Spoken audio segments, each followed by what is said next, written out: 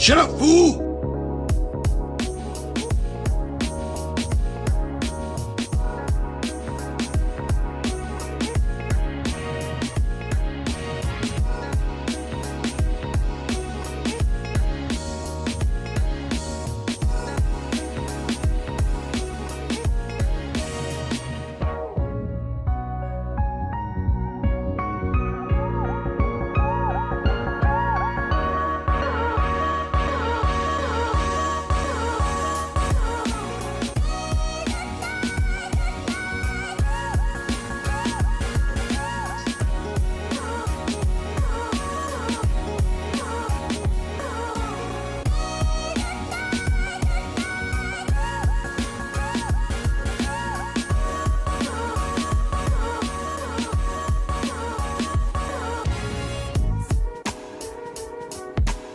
Hey, welcome. Happy Friday.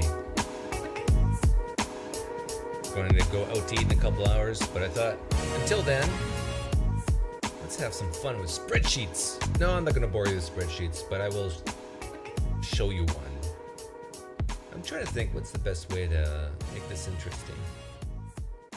Let's just guess. The people who are here early, good for you. Let's imagine COVID hit 2020 and there was zero restrictions. Like basically everybody just ignored it. No masks, no quarantines, no restrictions.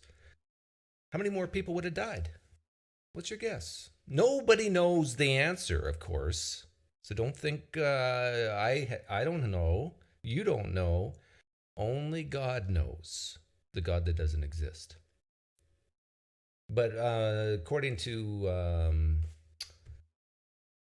the most current stats, I think it's 1.1 million people in the United States. I'm just talking about the United States now. So if you're from another country, bear with me. 1.1 million people died in the U.S. from COVID. What would that number be if we had zero COVID-type precautions? But the thing is, like, simple things like washing your hands, like you're taught that as a kid, so I don't count that. But you know, the face mask, the closing down the businesses, the schools, the what else? No gatherings more than like 6 people in a house, stuff like that. Just over 1 million people have died. How many more would have died if we had none of that? We just ignored it. Oh, you got COVID? Okay. You gonna die? Okay.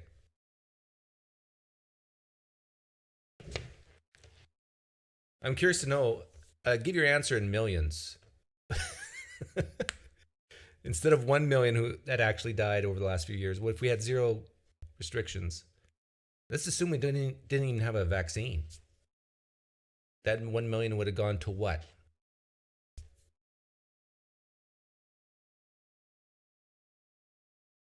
I don't want to bias, but give my own opinion. This is what I did today, and I thought it was quite fun. Let me bring this up. I found a website that had states ranked by COVID-19 restrictions.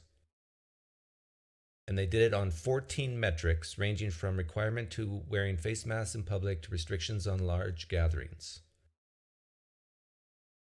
So this could be wrong, the way they ranked them, but I want to show you, and I think even the left wingers are going to agree with this.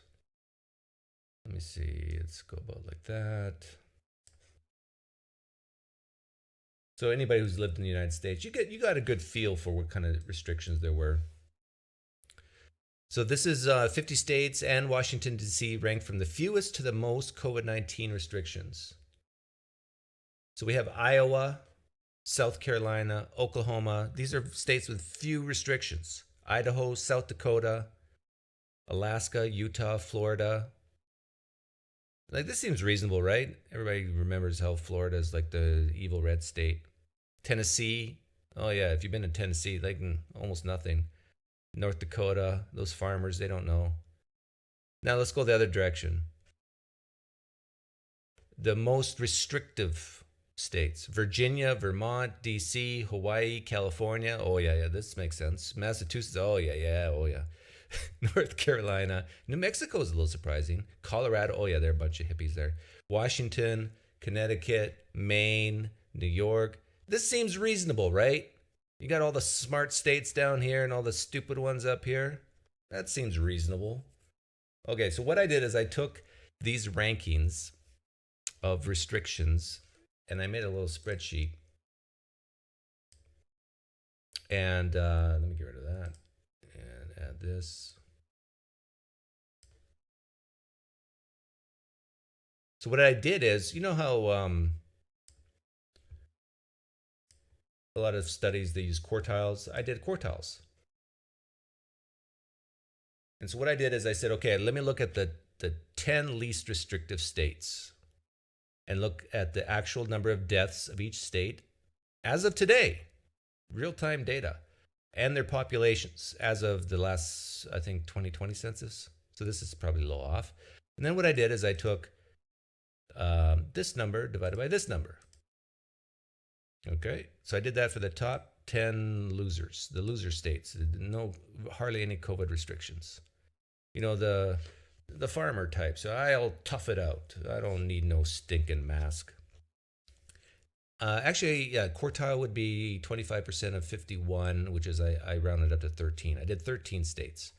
And then I did 13 states that had the most restrictions down here. Same thing, got the current death date data, the population. Now I did population, not cases, because it's now been over 2 years and we're looking at how it's affected the whole population. And then I looked at their death rate.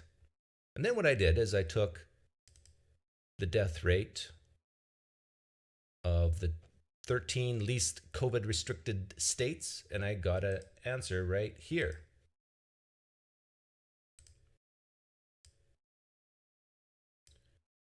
So that's 0.00333.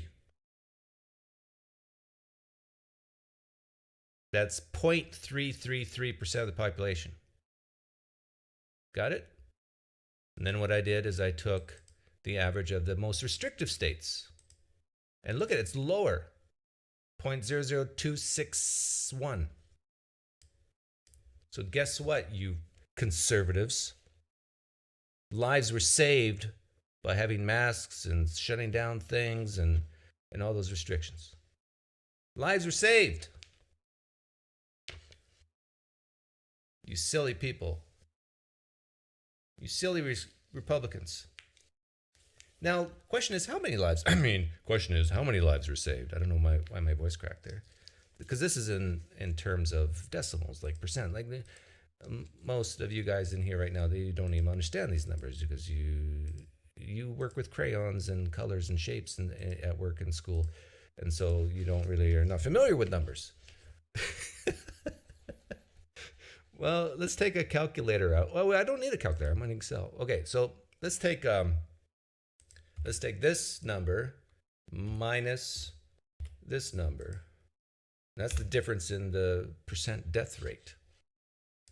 And it's so small, you got to get more digits. So let's get more digits. There we go.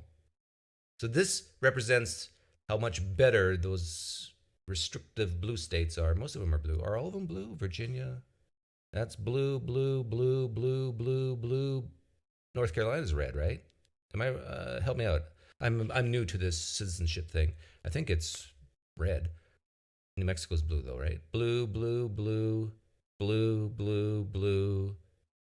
Yeah, they're all blue except for maybe one. Is North Carolina a blue state? I don't know.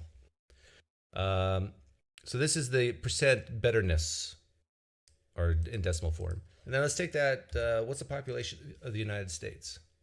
Is it like up to 375 million? So let's take this number times 375, 1, 2, 3, 1, 2, 3, bloop. So the correct answer is the COVID restrictions saved 270,890. 270,090 lives were saved because they told you to mask up, they told you to stay at home and don't go to school, they told you to don't go to funerals with more than 5 people, that sort of thing. Look at all the lives saved. And every life is precious in the eyes of God. Now, here's the real, like, if you're a leader of a country, if you're a president, if you're the cabinet, if you're a member of the House or Senate, and you got to make decisions that impact real people, the question is, was it worth it to save 270,000 lives? Now, this is a values type question. Oh, not dollars, the lives. Was it worth it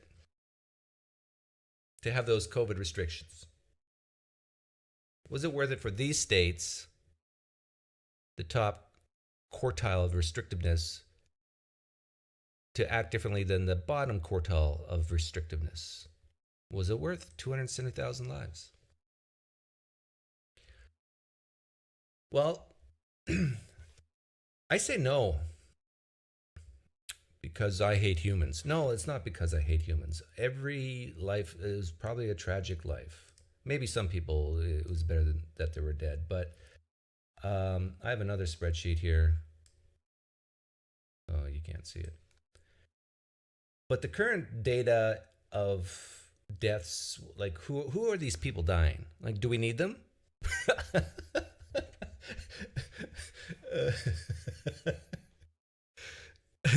Oh, that sounds so horrible, right?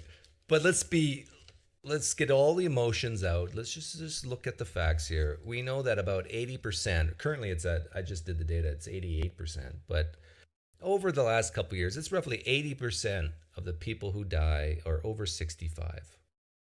They're even older than me. Okay, so let's take this is so much fun. Actually, you can barely see this.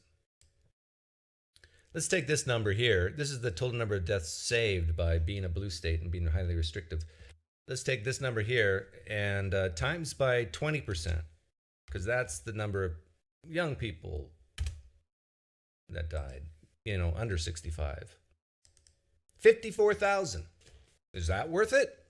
Is it worth closing down schools, businesses, being on a plane for 4 hours wearing a mask, coming home from Disney World with crying kids behind you? I'm not bitter.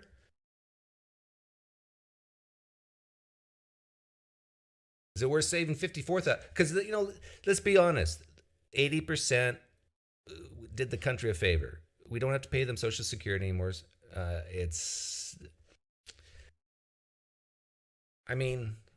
We're going to miss Grandpa's stories. We're going to miss how he keeps forgetting that he's told the same stories twice. We're going to miss that. But they've had their life. They've lived a long life. And most of them are like over 85. So let's focus on the 54,000. 54,000 were like workforce people. They died. That's how many lives could be saved if these stupid red states would have been more restrictive, like these smart blue states. But then, what percentage of these 54,000 had pre-existing conditions and probably would have died from a bad flu the following year? I don't know. Nobody knows.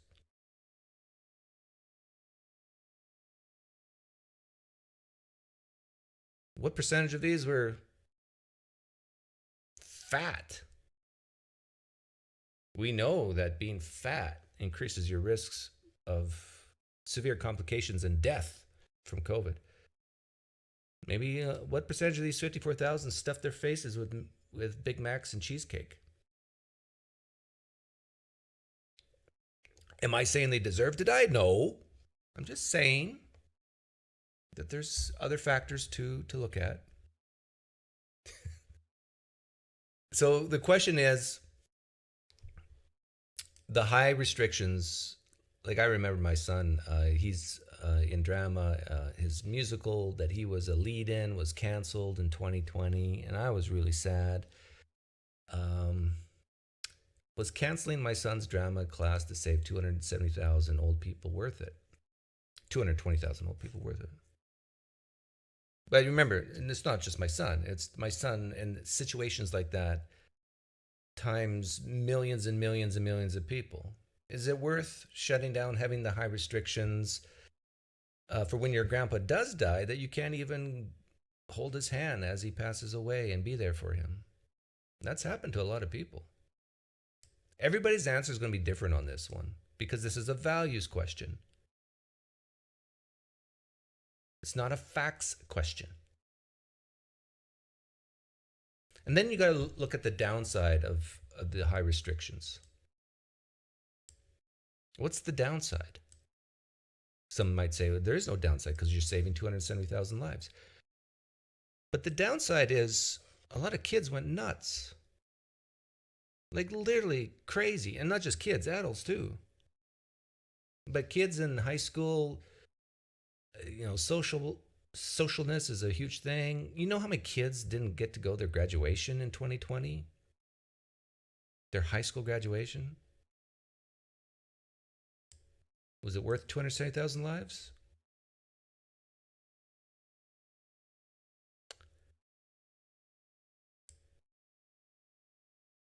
You know how many kids might have, I don't know, commit suicide because of this depression, that being isolated?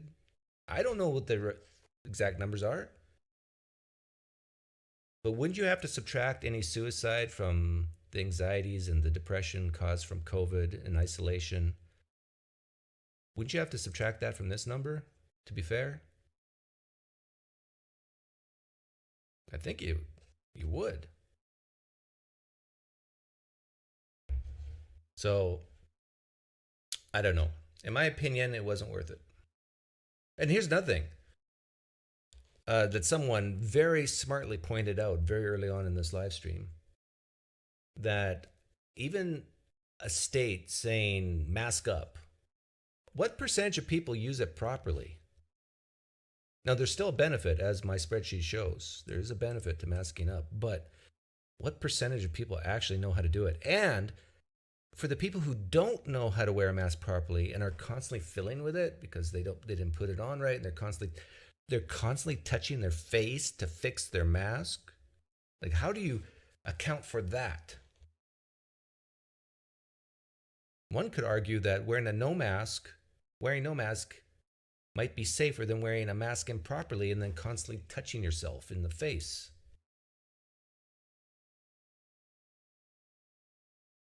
But I have influence, and I'm saying some dangerous stuff here, and I might be costing people their lives, so I better shut up. But more elderly people make more money and pay more taxes than kids in school. Really, Guy Montag? People over 80 make more money than people under 80? Come on. They're retired. They're at death's door. The money they're making is the money they've already paid in through Social Security, and they're getting back. And they might make some dividend income and interest income or whatever.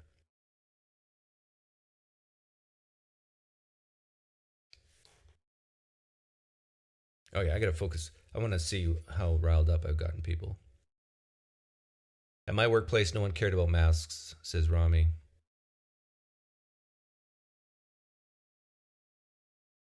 My ex-girlfriend is schizophrenic. She went completely psychotic because of COVID restrictions. It was horrible for young people. Yes, it was horrible for. As a parent,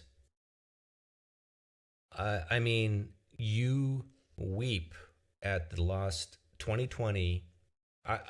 Fortunately, my kids weren't in high school in 2020. I mean, in grade 12. But I weep for those kids. I weep for those kids more than I weep for the old people who died. Truth. And I'm not ashamed to say it.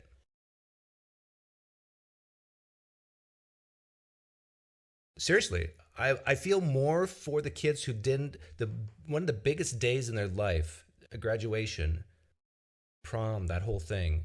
I weep more for that than the death of an 85-year-old. Now, you call me cruel all you want, but this is my moral intuitions, I mean, they've had their life. They had their time.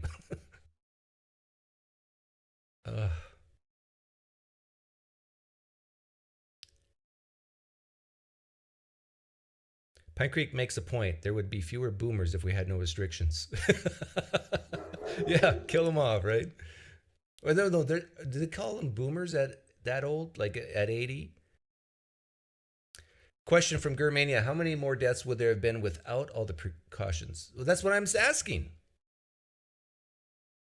And I am estimating that if these red states would have acted like the blue states down here, that 270,000 lives could have been saved. Roughly. But then at what cost? Is it worth it? And if you're the type of person that says, well, if just one life is saved, it's worth it, when you're talking about how a whole country should operate, you are nuts. You are crazy. You're letting your emotions rule. You cannot operate a country like that.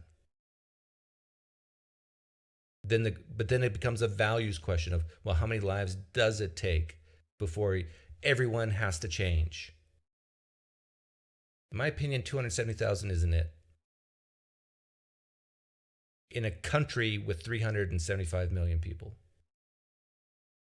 Sorry.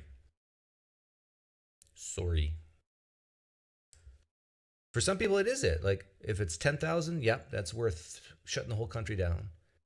Some people say, no, it has to be like 10 million. We're all different on this. And it's not bad to be different on this.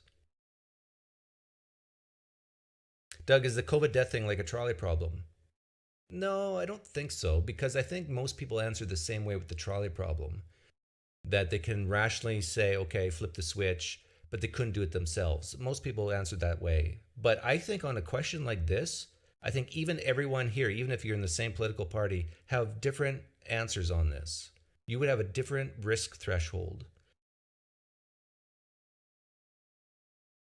How many deaths were caused because doctors' offices shut down? Well, I don't think any doctor offices were shut down, were they? It was more that they were crowded with COVID patients, which is the best argument, by the way, for COVID restrictions, is to keep the number of people in the hospitals down. But I remember when COVID first came out and the New York governor, what was his name, Cuomo? He said, well, and even Trump was saying, well, we're going to erect tents. We're going to have tents. And I immediately thought of MASH, you know, the 70s show, MASH. I mean, I thought, well, this is good. Triage. It's like we can get a ton of people. So if the hospitals are full, it's not going to be a problem because we can do just like what we did in Vietnam, set up tents. And then, like,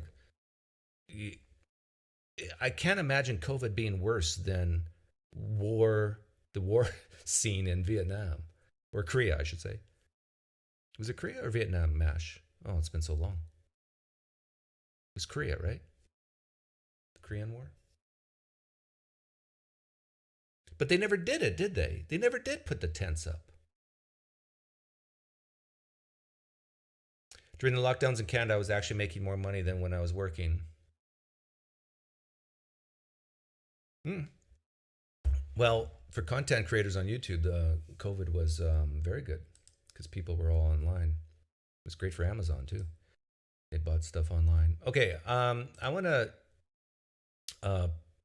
play a video of young liberal kids bashing me. And I think I've always said that you got to always assume that you're misunderstood. So it's not a shock. When you're talking about deep things, whether it's religion or politics, always assume everything you say will be misunderstood or that you'll be strawmanned. That's the default position. You just got to come to accept it. I know Worldview Detective wants me to do this desperately, so I'll do it to please him because I think he's a subscriber of mine. So this is to help him. Can we do a show on welfare? Yeah, that's interesting. And by the way, after this, people can come on in and say whatever they want to say to me. Okay, so this is the topic on COVID. So this is still on topic. This is Worldview Detective. Hey, Worldview Detective, you forgot one important thing. You didn't put a link to these videos. But look at this title. Pine Creek suggests nicotine instead of COVID vaccine. Gets debunked by Destiny David.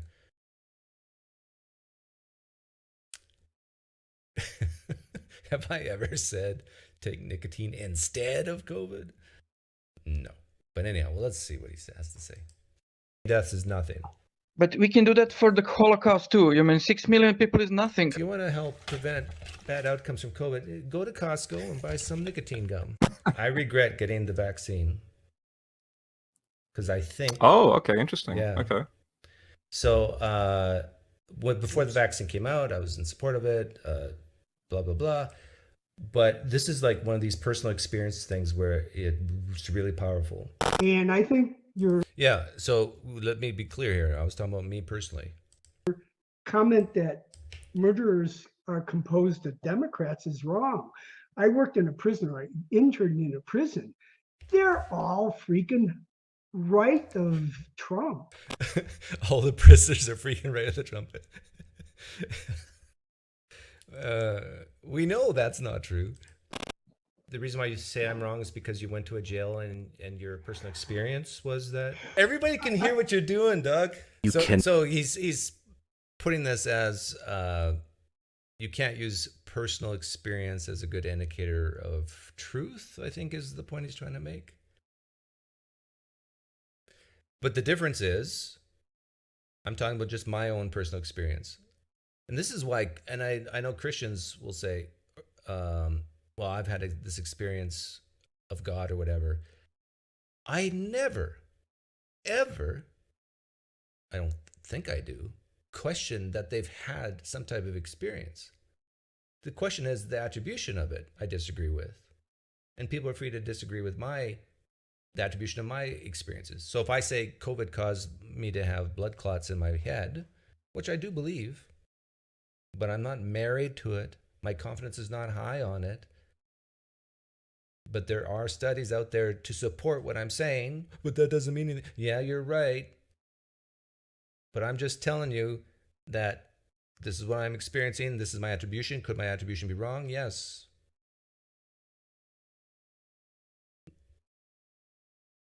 Yeah, but it's just this whole thing that if you say this, Doug, you're an influencer.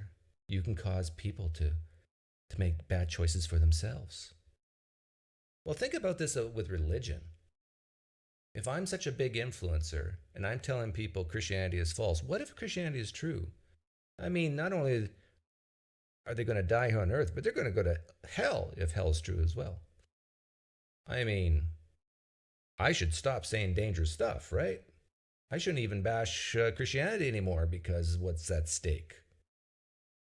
And not go by personal experience alone. You cannot say X is true because I've experienced X happen to me. Leacham says, totally wrong. You said bleach, not nicotine. Well, I want to for the record say Trump was 100% right that bleach kills COVID. It's a bad way at arriving at truth. Before the vaccine came out, I was in support of it, blah, blah, blah. But this is like one of these personal experience things where it's really powerful. I'll start with, it's not true that chlorine kills COVID? No, someone fact check me. Chlorine kills COVID. I'll bet you money on it. 3 members of my family, personal family. Now you can't prove this, and I'll admit this, but there's pretty strong correlation to the timing and all this. My nephew had major heart problems after his second, or is it third? Actually, Reed Nice Wonders in the live stream chat.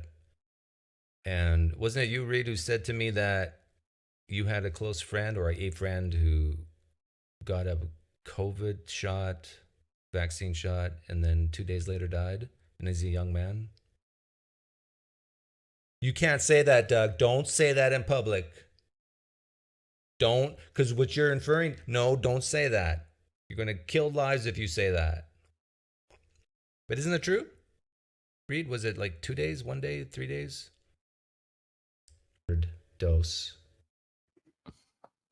So much so that he had a heart monitor on 24/7. So anyhow, that's that. My sister almost went crazy with fear. my sister, my other sister, to this day has constant allergic breakouts of hives. Yeah, my sister when I went to visit for Canadian Thanksgiving, she showed me pictures.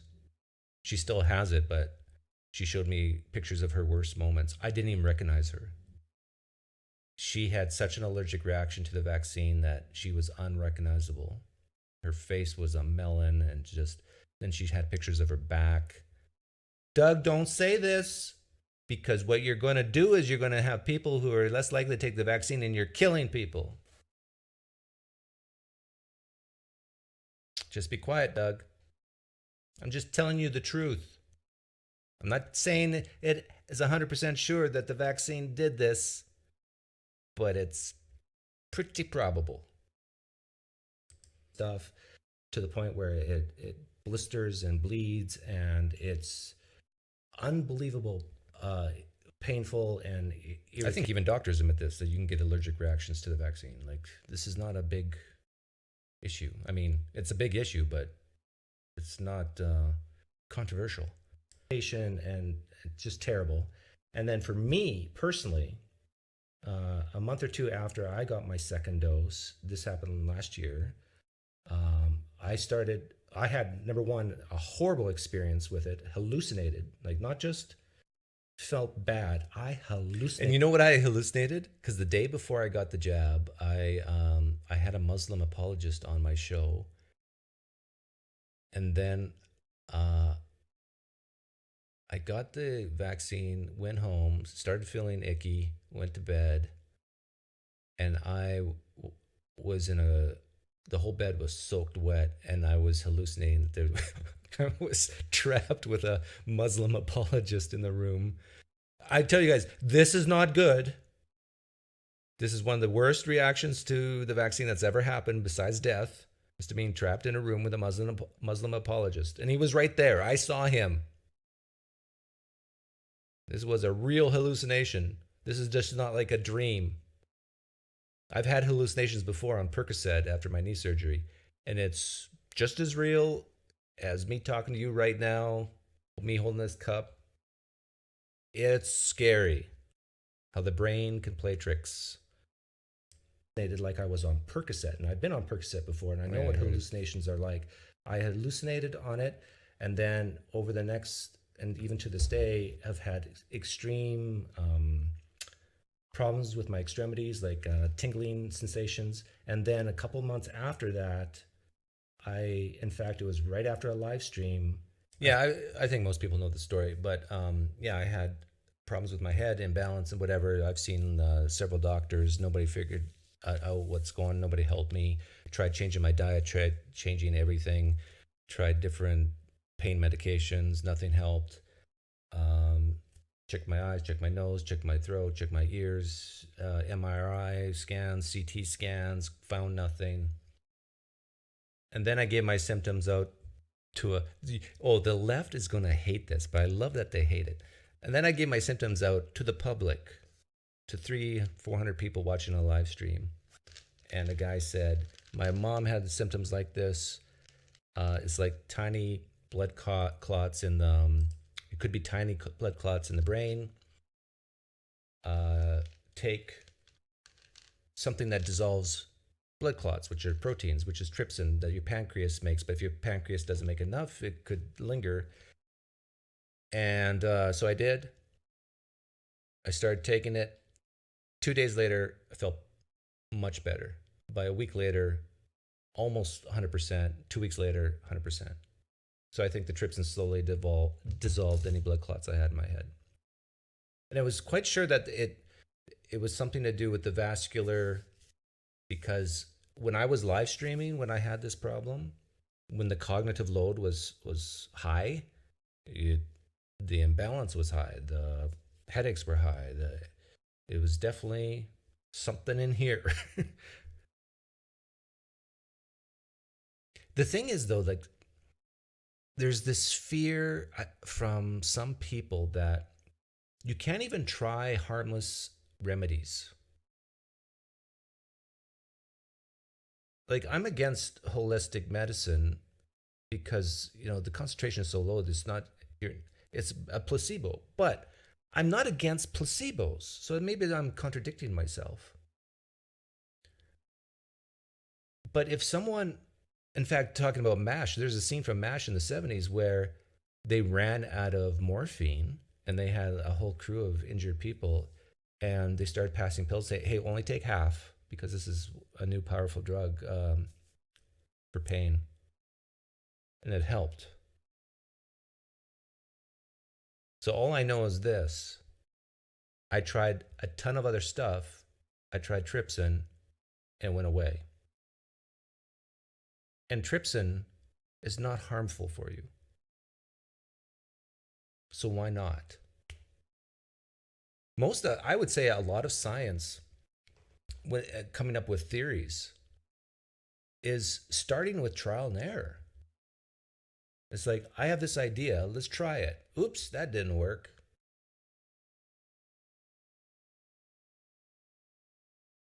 And this is what bothers me, is when we know ivermectin, even at relatively high doses, is pretty safe. Why are people saying no? If they're saying it in lieu of other treatments, okay, fine. But most people are not saying that. It's silly to me. It's like they have some type of religious view of, if science hasn't said this is 95% confidence levels effective, then you shouldn't take it. No, there's many things we take that might have zero effect on us, but it's not harmful. And if there's a chance it might help, why not? Now, let me argue against myself. Isn't this a Pascal's wager type of deal? The thing is, me taking trypsin, I really don't think you can make an analogy to me being a Christian just in case hell is real.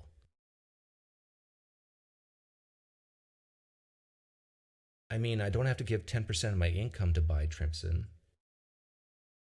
I don't have to pray without ceasing to take trypsin. I don't have to be anxious about, am I a true trypsin taker? My eternal destiny is not governed by whether I take trypsin or not. So if you do want to view it as some type of Pascal's wager, fine, but it's nothing like religion. How am I doing? I knew somebody that had a seatbelt on and they died because they were locked in their car and it caught on fire after a crash. I knew somebody that had a seatbelt, they got in a crash and they still died anyway. It's not effective. I knew 10 people that got in car accidents, none of them wore seatbelts, they got out just fine. Like, dog, there are 330 million people or whatever in the United States. You can find a stupid fucking story for literally anything. I have seen a little boy. I'm not sure what the purpose of that was, just to talk about how we attribute things correctly, scientifically.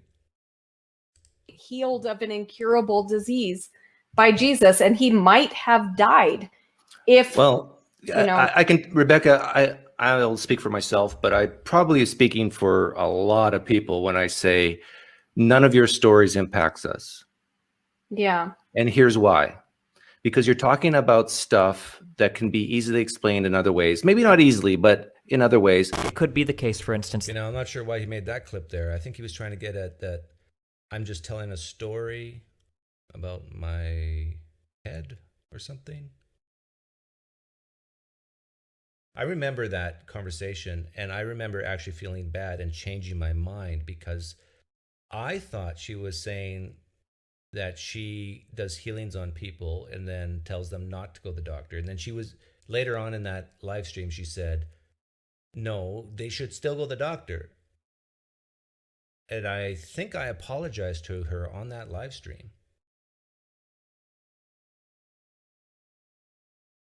So I am not suggesting by any means that people don't go to the doctor, don't get vaccinated. I do think, for me personally, given the same thing, I wouldn't have done it in looking back. But that's a decision that each person has to make for themselves. I will say that the odds of you dying, if you're a young, healthy person from COVID, is so incredibly low that you have to look at the risk-reward ratio there. Is there a chance that the COVID vaccine will save a 20-year-old's life who's healthy, has no pre-existing conditions? Yes, there's a chance. I get a vaccine and I'm very worried about it, and then I go and I report to the hospital like, oh God, I'm having chest pain. I think I'm going to die because I watched too many Alex Jones videos or something. But you don't actually have any of these symptoms, or rather, you. Does he have an illness? Does Destiny have an illness? Like, look how he's acting here. About it, and then I go and I report to the hospital like, oh God, I'm having chest pain. I think I'm going to die because I watched too many Alex Jones videos or something. But you don't actually have. Like, this is weird, right? I know what I feel like saying. He's having a bad reaction to the COVID vaccine. Any of these symptoms, or rather, you might have like a symptom, but it's like psychosomatic. It's just in your head. You don't actually have like heart damage or anything. Not to say that it's not worth looking into, of course. He's acting a little bit like Braxton Hunter here. But I mean, like, again, like, there should be a study on this or something. If there is like all this heart damage being caused by these vaccines, again, the FDA and other people that are looking at these long-term studies are looking for stuff like this. I've been to 3 or 4 different specialists. Nobody can figure out this. Apparently, there's a lot of smokers, way more in the United States. Oh yeah, this is fun. And going, why aren't there smokers coming in? You would think this is a respiratory disease. You would think smokers would be dying the fastest, but they weren't. Something was weird. And now some theories are that the nicotine molecule actually blocked, I think, somehow the COVID. He's normally hyperactive and twitchy, moves a lot, talks quick.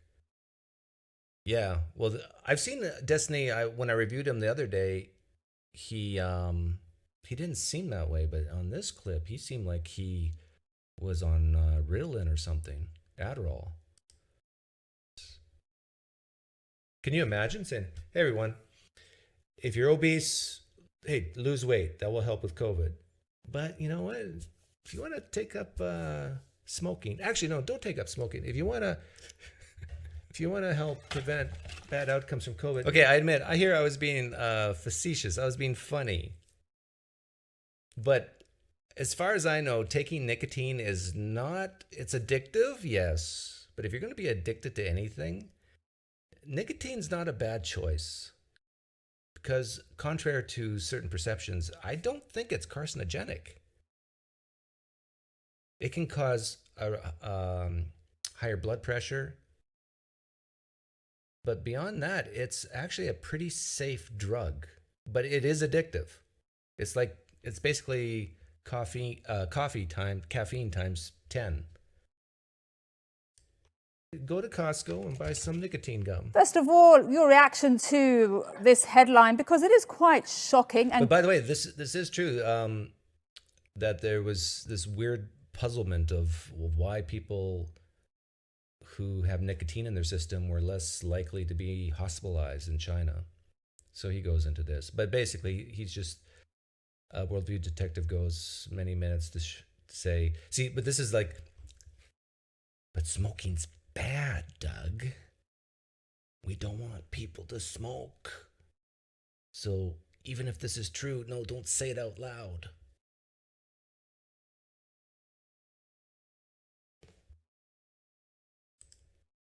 be misunderstood. What is the science behind this? Yes, I agree with you. It's quite shocking. And I have to say that the smoking kills 8 million people every year in the world. And yeah, also, see, this is his lead. Smoking kills 8 million people a year. But the real question is, does nicotine help fight against COVID?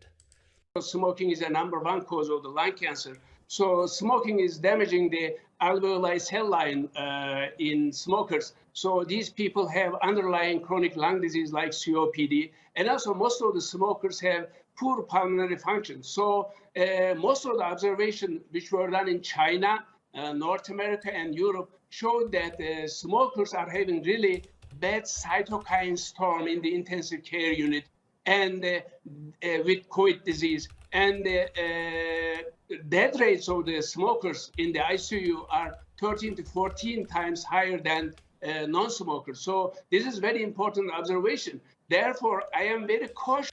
Yeah, but that goes against the Chinese study I've heard. About the Chinese and French observation, saying that patients who are admitted to is it French as well? Chinese and French. Hospital and ICU, 4 to 5% compared to people who are released to home. The rate is 25 to 30%. So this is a very tricky issue. So I am very cautious. Very tricky issue. About this French study. There are a couple of problems with this study. I have to say, number one is cigarette contains not only nicotine, but also... Yeah, the whole issue of cigarettes is not the issue, but the issue is nicotine, some type of inhibitor to the COVID virus. He goes into ivermectin here somewhere. Is this it? Yeah, here we go. Published on the New England Journal of Medicine. Yeah, you might remember the anti-parasitic drug gained popularity in some circles as a treatment for COVID-19, but the study found ivermectin isn't effective in battling COVID like many anti-vaccine. Okay, now if you're a stupid person, you're going to hear this and say, oh, it's settled. Right? Right.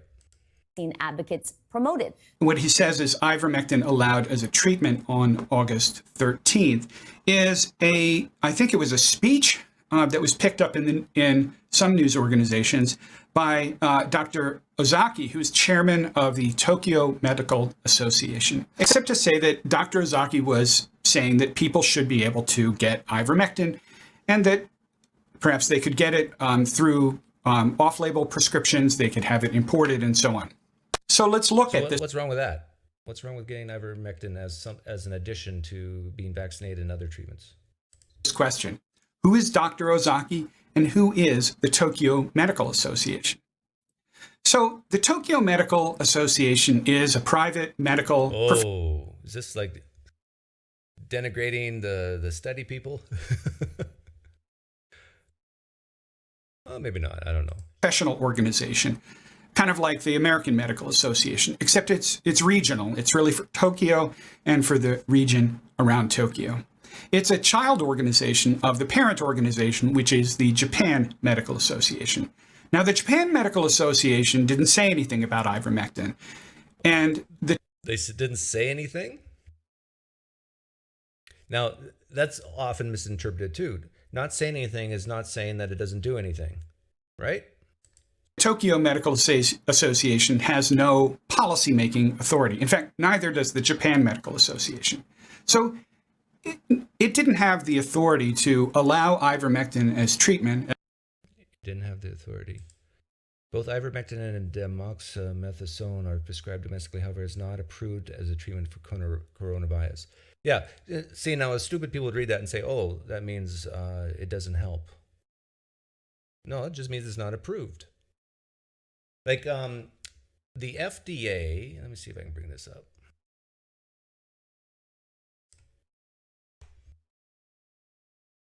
This is from the FDA's website. The FDA has not reviewed data to support use of ivermectin in COVID-19 patients to treat or prevent. However, some initial research is underway. In August 21, the FDA urged people against using ivermectin by telling them you are not a horse. It's linked page. It was updated the following month with the language it now contains about data not showing ivermectin is effective. American doctors are allowed to prescribe drugs approved for one use for a different use, a practice known as off-label, but doctors who prescribed ivermectin soon found that many pharmacies stopped filling prescriptions, citing advice from the FDA and other U.S. government bodies. Studies on ivermectin against COVID-19. So Worldview Detective, I think, is trying to provide studies that say, oh, it's not shown to do anything or whatever. This is like that whole thing. Are you looking for disconfirming data? So we have, I gotta make this bigger. We have many studies on ivermectin right now. Like, a lot.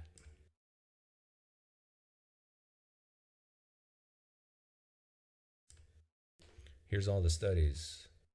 And there's links.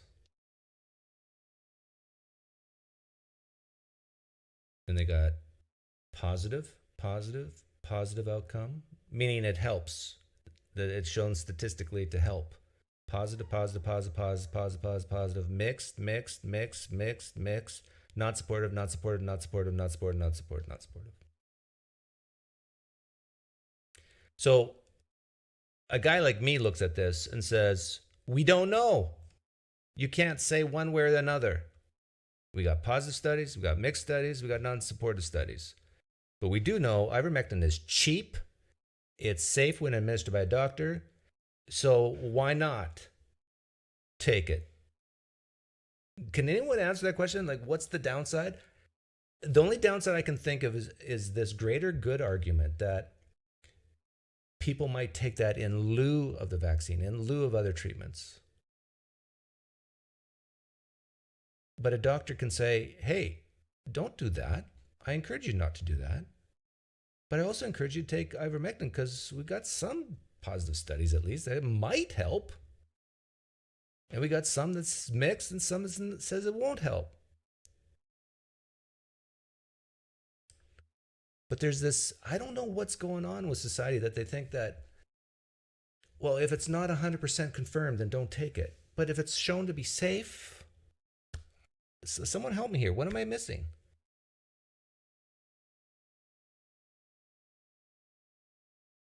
What am I missing? What's the downside here? The only downside I can think of is that people, it's like the prayer thing. Well, I prayed, therefore I'm healed, therefore I don't have to go to the doctor. That's bad. And if someone's saying, oh, take ivermectin, then you don't need to be vaccinated, that's bad. But I'm not saying that, and I think most doctors who prescribed ivermectin in the last couple of years are not saying that either. So what's the downside? The downside is that it's generic and doesn't generate enormous profits that the drug companies otherwise make. Oh, Hillary's email. You are so cynical. You must be one of these anti-capitalist, commie, granola crunching, tree hugging hippies. You're a hippie who just doesn't like profits.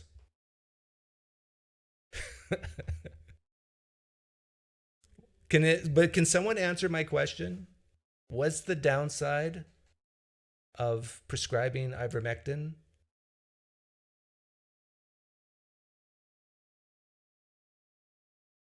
Given that we got positive, non-supportive, you got to know what non-supportive means. That means that it's not saying that it has zero effect, it's saying it's just we can't scientifically say it does have an effect.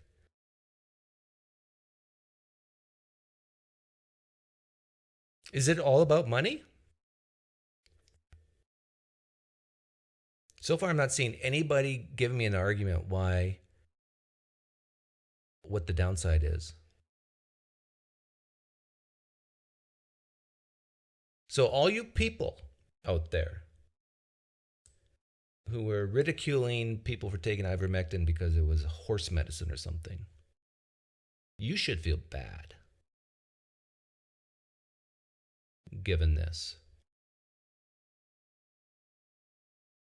Right? Shouldn't you feel a little bit bad?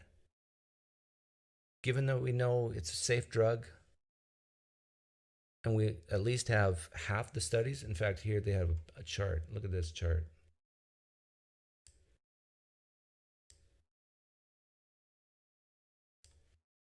I don't know if that helps at all. Studies on ivermectin and COVID-19 pointed by the FDA. 6% mixed, 10% unsupportive. No, not percent, just numbers. And 16 supportive. 26, 32. 32 studies that the FDA pointed on ivermectin.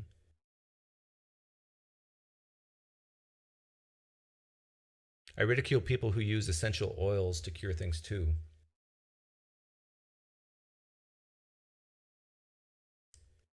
Why?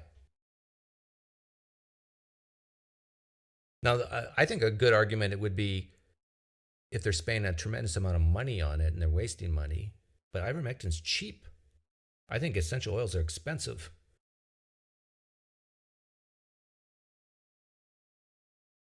Like my wife's doctor suggested ivermectin, and I think it cost, if memory serves, it was $10.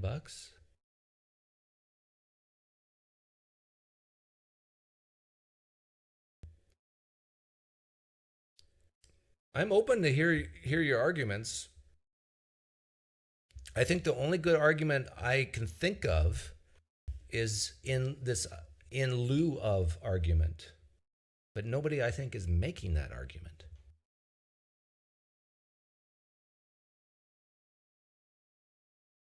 Yeah, I'll try to link all this later.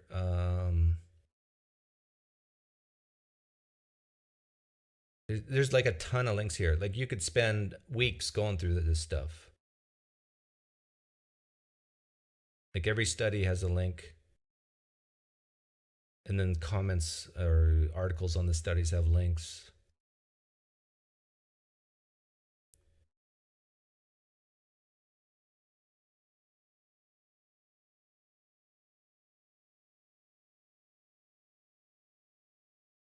But yeah, I guess one can get very cynical here and say that, is this about money? Because you can't make money off of ivermectin. But you guys know me. I'm not the type of person who's cynical.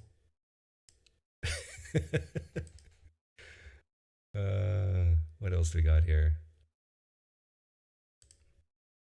Kill you. I have seen a little boy healed of an incurable disease by Jesus. We can all agree, for sake of argument, it's false, that her beliefs are false, but it could benefit people too, right? Despite its falsity. Yes, I agree. It can, see, like the examples you gave, Rebecca, of people feeling better for a time. I don't doubt that. I bet you all of us here agree that people do feel better after you pray for them, and in some cases. See, that's me being consistent. That's what I said earlier. But when someone, like the point that I made to Camille, if someone truly believes they've been healed, why ought they go to the doctor? Like, seriously, I'm feeling good. Why should I go to the doctor now? If someone thinks they've been healed when really they haven't, it can cause major problems. Yeah. So the question is, if you take ivermectin or some other type of drug and you are 100% convinced that you're healed, I mean, why go to the doctor? But I don't think most people are saying ivermectin and other drugs, you're not healed from COVID. It just reduces the symptoms. But it's a good question. If you get COVID and you take ivermectin and you feel like 95% better, it's the same question. Why should you go to the doctor? It's a good question, right? Because we know what we know about COVID is in the first 14 days is the worst. So if you get through that period, okay, you got COVID, so what? You're over it. It's not like MS or some other long-term disease where it gets progressively worse. COVID doesn't get progressively worse. It hits you, well, for maybe the first 4 days it does, but then it tails off. If you can survive the first few days, odds are you're going to be fine. In fact, 99.3% of you are going to be fine.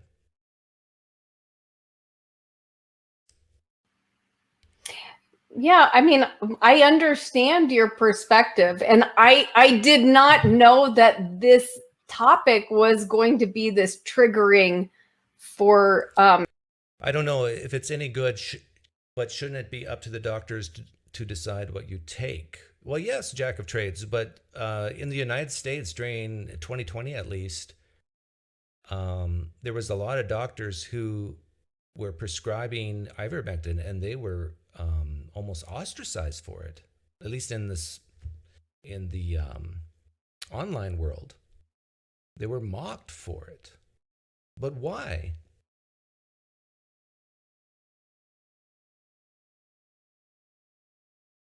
Jesus and ivermectin might be in slightly different categories of explanatory hypothesis. Yeah, exactly. Good point, Reed. Because we can actually touch, feel, see ivermectin. We know its effects. It's been well studied in the past. It's like when we have these new diseases, these new viruses, a lot of it is we don't know, right? We don't know. We have to be able to say, we don't know, and maybe this might work. It's okay to do that, especially with safe drugs. I don't get it. In fact, you know what? What might be interesting here. I saw recently a video of Tim Robbins. Did you guys see this? Tim Robbins and Russell Brand. Now, if anybody knows who Tim Robbins is, he is as far left as you can go on the political spectrum. And he makes some interesting comments here. This is 11 minutes long. I'm not sure how much of it I'll play. Free with me, Russell Brand. Well, first let me say that I didn't at first. I bought into it. I was someone that I went through a pretty unique experience in Los Angeles, and was locked down there. I have a nonprofit theater company that had to shutter, and we started doing our work online. And I was masking everywhere. I was keeping my social distance. I was adhering to the requests made of me, and I felt angry at people that didn't do that. I felt angry at there was a protest in Orange County. I remember. Yeah, this is interesting, right? This is, I think, it shows the differences in people. He admits here he was angry that people didn't feel the same way he felt. Not only do you have to agree with me on the facts, but you have to feel what I'm feeling. You have to be as passionate as I am passionate. And if you're not, I get angry. People that didn't want to put masks on.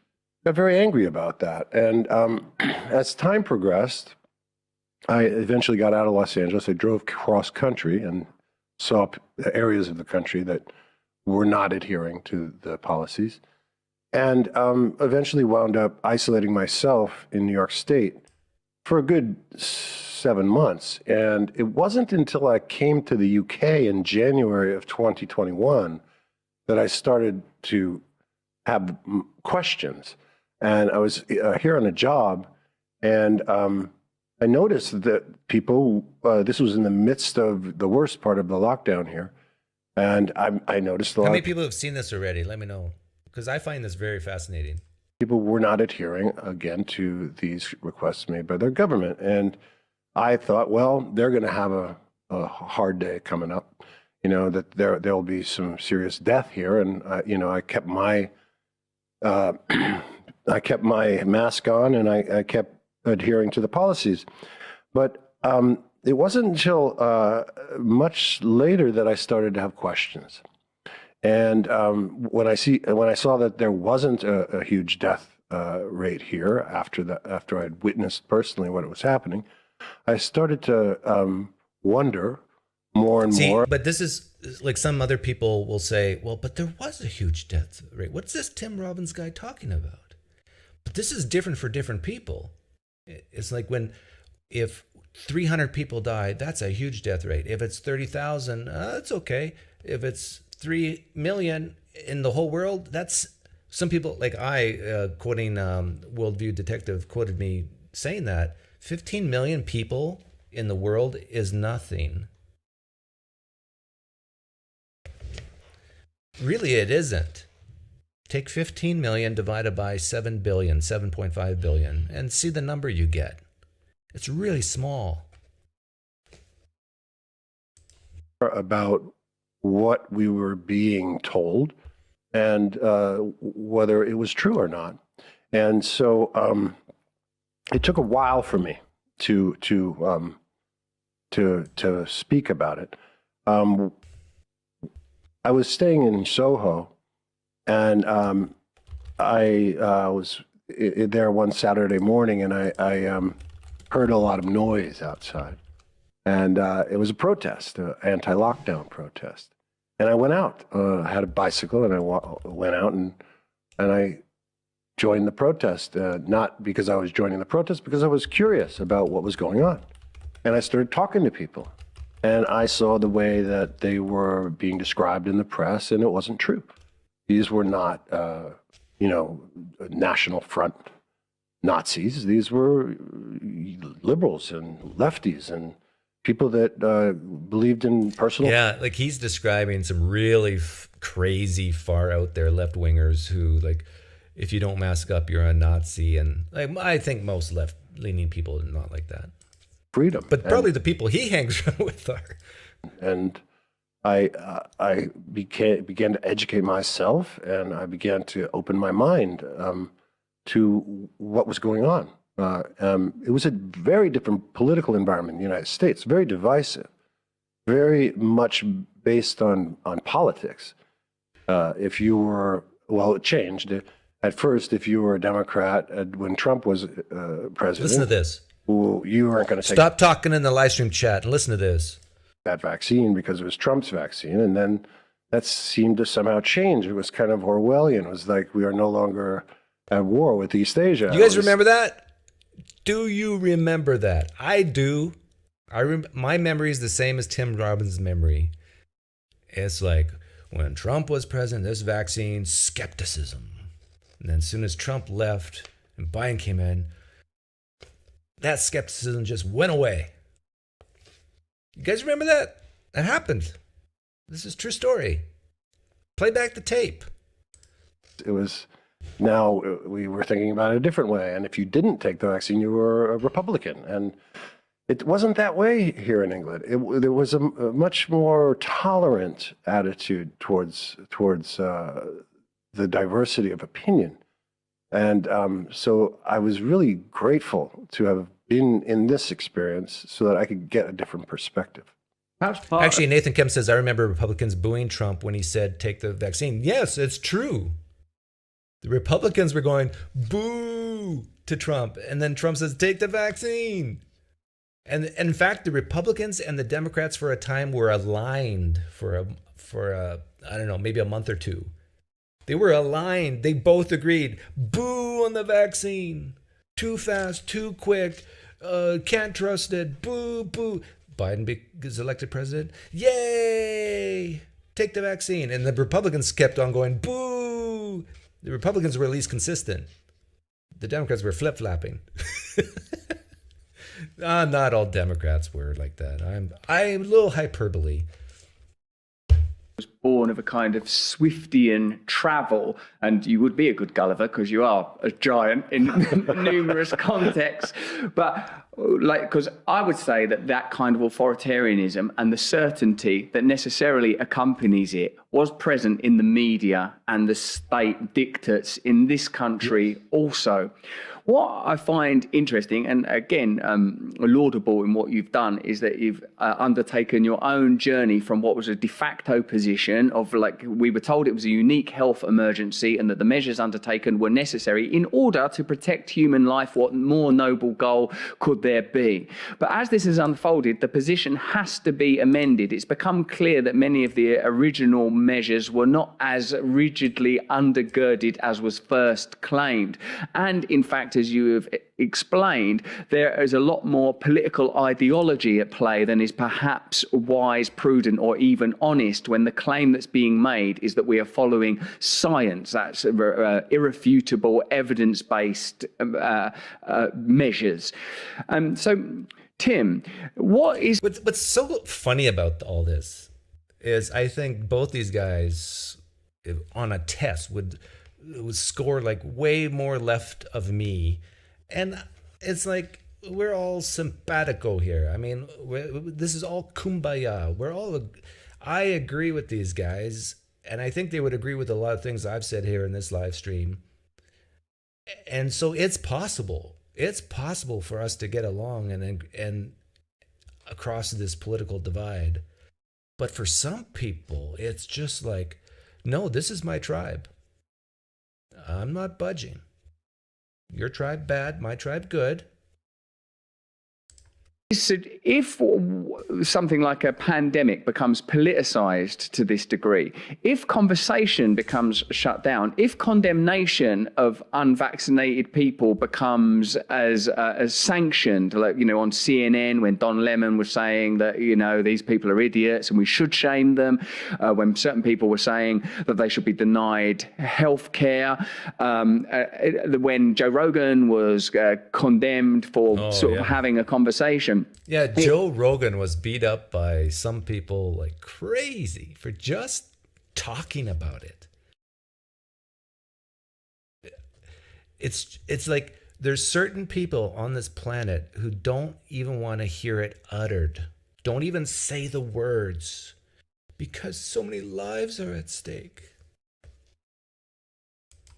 It indicates that the climate that we're living in has radically altered. And one of the things that I like to continually reiterate is that nobody here is saying that the vaccines don't have a positive impact or that we oughtn't do everything in our power to protect human life. It's simply that if you have authoritarianism where conversation is shut down, you are losing one of the great treasures, perhaps the primary. Yes, when conversation is shuts down, you lose so much. You lose a pathway to the truth. So when I get criticized of saying certain things because of some type of greater good argument, it could cause people to die. Or maybe not. It could help people live, right? This is how we figure out what's true and what's not.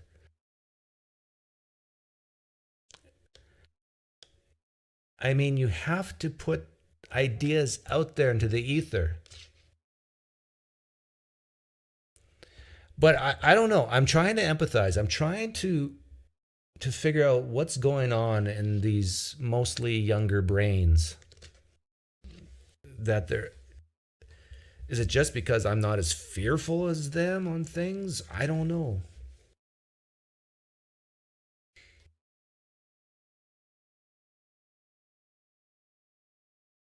Like, why am I so risk loving and they're just so risk adverse? Is this a matter of personality types?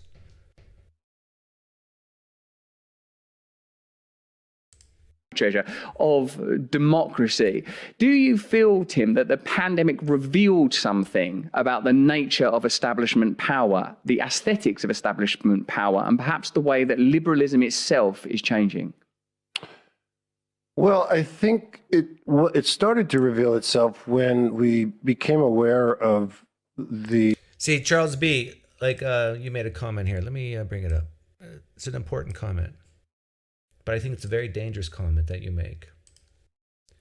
When you put yourself, Charles B., in this position, that my opinions, that my views, I'm talking on your behalf right now, is I care about human life. There's an implication there, right? That other people don't. And that if you don't agree with you, if I don't agree with you, then I don't care about human life. Like, it's very hard at that point. You're stuck if you're wrong about a certain thing.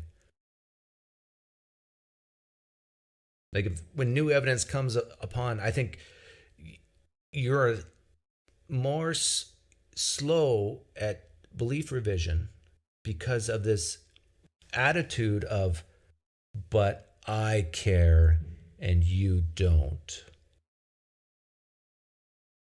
Like, this is the epitome of arrogance. When certain people, whether left or right, have this attitude. Like, how many times in history have we seen that people have done things because they care about human life and it ends up they hurt them even more? Like, don't we have examples of that in history? of these unintended consequences. And that if you silence voices the same, but wait a minute, if you try this, this might happen. So let's like lower our confidence a notch here. Like we got to be able to hear these voices. And if you use the excuse, well, I care about human life and you don't. I mean, how can we have any hope of having a dialogue if you're viewing other people as not caring about human life?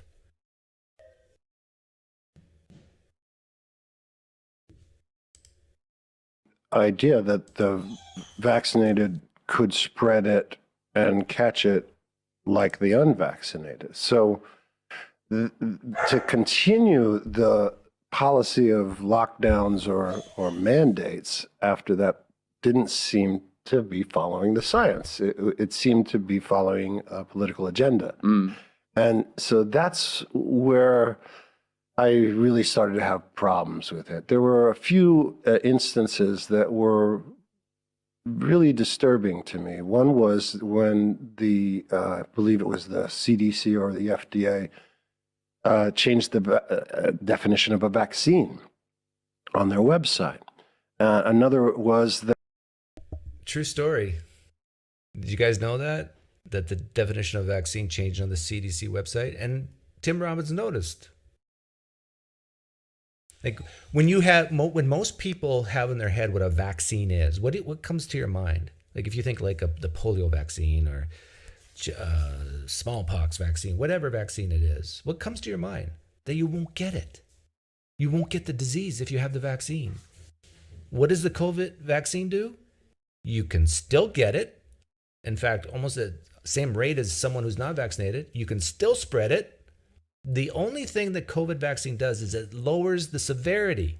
You can have a whole population of vaccinated people and still have that population full of people with COVID and spread it and mutate it. So they had to change the definition. They didn't have to, but they did.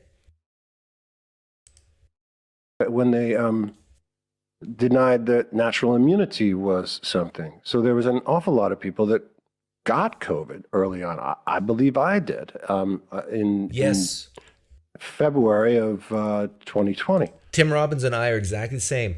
In hindsight, looking back now, like I got the COVID vaccine because I just was a good boy. I also wanted to go to Canada because my sister was sick at the time. She died in April of 2020. But I didn't know that. And so in order to cross the Canadian border, you had to show proof of vaccination. So I got it for that reason. I also got it, because it does reduce the symptoms.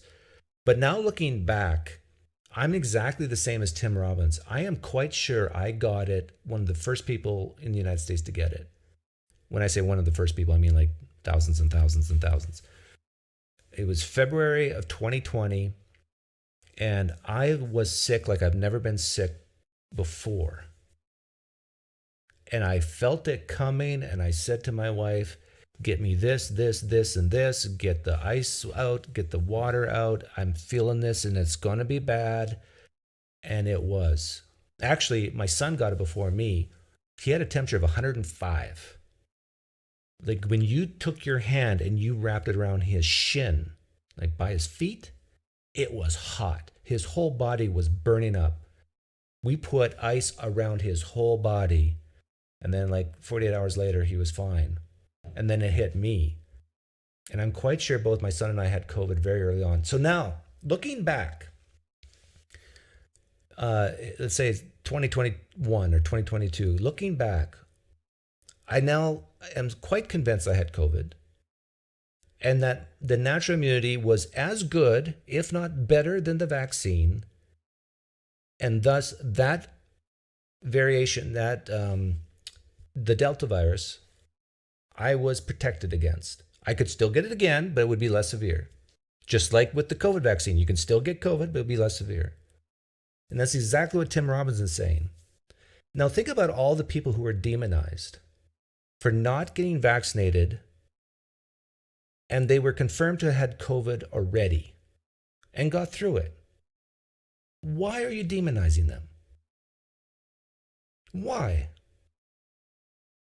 If they would have said, instead of them getting it naturally, they actually got the vaccine, you wouldn't have demonized them. But really, it's the same thing. It's the natural way of being immunized. Now, does the risk go down by having both getting COVID and getting vaccinated? Sure.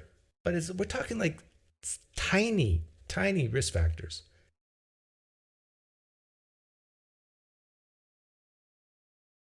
And yes, a guy Montag, I wasn't tested, and so I could be wrong.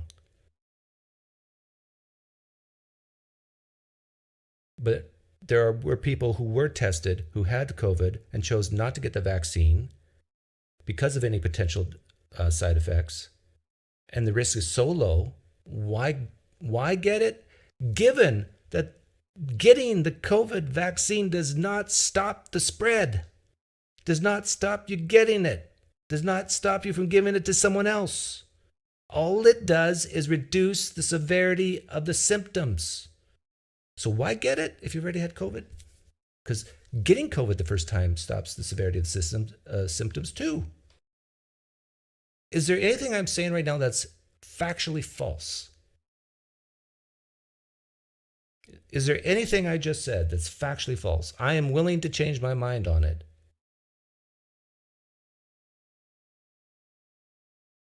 I don't think anything I just said was factually false. Mel Beat said, yep, the sickest I've ever been was February 2020. Yeah. I had to get breathing treatment at urgent care. Doc said he would have tested me if they had the test. Yeah, the thing is in February 2020, it was so early that they didn't even have the test, I don't think, back then. So even if I wanted to test myself, I couldn't.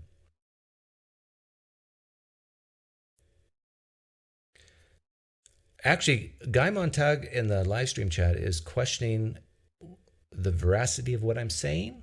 Which part are you questioning? That getting the COVID vaccine prevents you from getting COVID? Are you questioning that?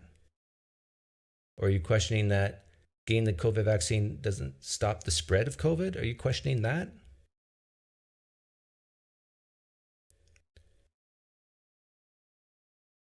And I said 3 times now that getting the COVID vaccine, what it does is it reduces the likelihood of having severe symptoms due to COVID. That's what it does. And I apologize to you, Guy Montag, if you've never known that before. You have now joined my team. You're now in my tribe.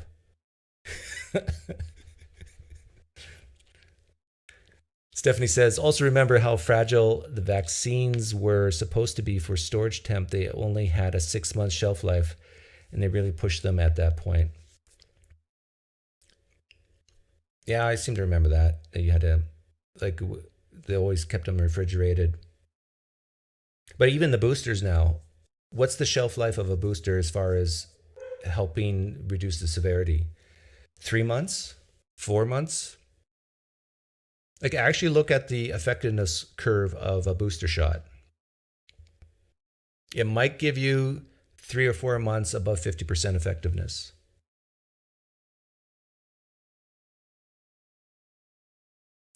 No, Guy Montag, you're not in and out of the stream. You're in and out of your own head. That's the problem. I was in Seattle on tour with a play with the Actors Gang, and I got very sick. And in the past, natural immunity is one of the building blocks to moving forward. Some people get vaccinated, some people have natural immunity, and eventually we have, what do they call that? Herd immunity. Herd immunity. So the fact that there were these change of definitions was something that my alarm bells went off. By the way, this is how you change people's minds, what I'm doing right here. It's not me talking. There's almost everybody in the United States who has watched movies knows who this guy is and where he stands politically. And when they hear him talk, it is way more powerful than when I talk. because he's the member of their tribe. I'm not, because I've labeled myself a conservative, therefore I'm a bad guy. In some people's view. But not this guy. You can't use that excuse with this guy. You can't get much more granola crunching than Tim Robbins. I wondered what is going on, what is beyond the very real idea of taking care of people and making sure that we don't have a terrible death rate. But then we also became aware that the most people at risk were either immunocompromised or elderly. And then when you consider that the WHO, the World Health Organization. Yeah, and from the CDC website, I just looked it up today. This is 2022. I want to remind people of something here. Last month, November of this year, 9,338 people died from COVID. From COVID, the way the CDC defines from COVID. So don't give me this. I'm just taking it off their website. I just pulled this off an hour or two ago. Now look at, out of the 9,338 people who have died, last month, 8,236 were above 65 years old. That's 88%. Now listen to this, you granola crunchers. You're walking around without a mask, most of you. The schools are open. Businesses are open. And yet 9,338 people died, which is more than in June of 2021. What's wrong with you? You're saying COVID's over. Or at least your president did. Our president. No, it's not my president yet. I'm becoming a citizen next month. Soon to be my president said, COVID's over. Look around you. Everybody's walking around, no masks. And yet we still get 8, 9, 10, 12,000 people, 13,000 people a month dying. This is what I'm getting at with how you run a country given the risks. So far, this is acceptable amount of death. It's acceptable in our society to have this amount of people die, especially when 88, 83% of them are above 65. We don't shut down businesses. We don't close schools. And we don't mandate masks on planes anymore. And yet we still have these. In fact, going back, this last month was worse than March of 2020. 7,000 people died in March of 2020. It's close to July of 2021, where 11,000 people died of July 2021.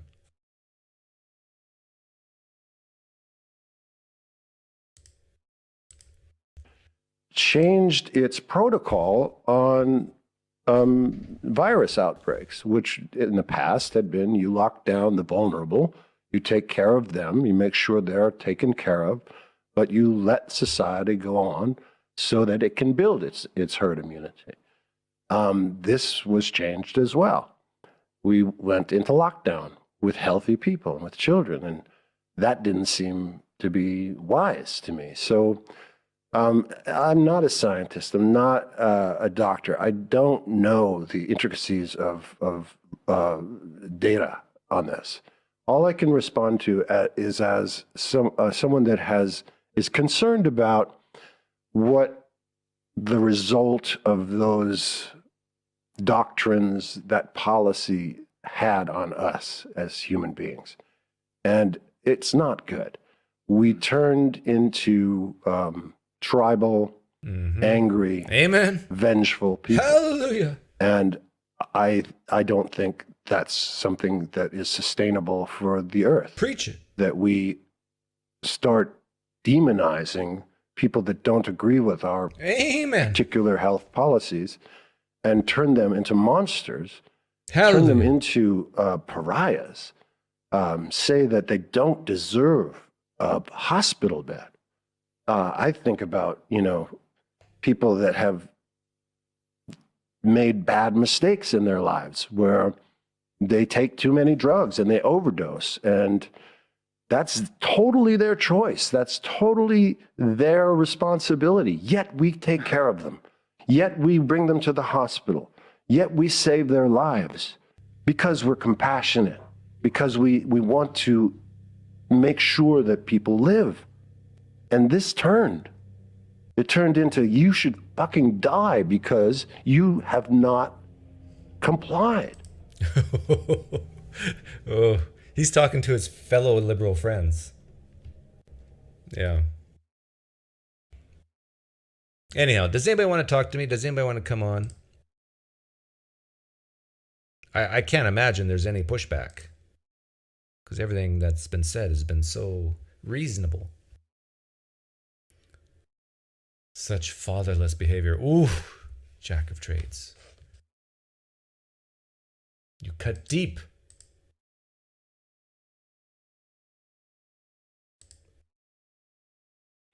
My grandmother got COVID 2 weeks ago and is totally fine. She's 95. Well, that's because it's the, not the Delta, it's the Omicron, right?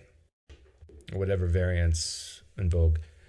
I had fun with a guy on Twitter today saying that if the spread of COVID led to more mutation, that led to, if it led to a more benign, less severe form of COVID, then couldn't one make the argument that spreading the virus more and faster could save more lives? Oh, you don't want to think about that. One could make the argument that masking up, isolation, could slow down the mutation of Delta to Omicron, which end up saving or having less deaths because it was a far more benign mutation. Oh, those are fighting words there.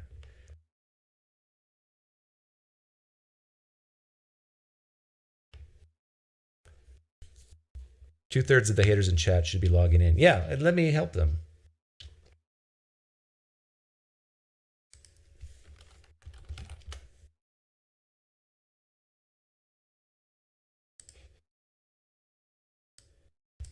Here's how you do it. You just click this link. And then you can swear at me. No, I don't want to approve of swearing at me. If you do swear at me, you got to whisper it, okay?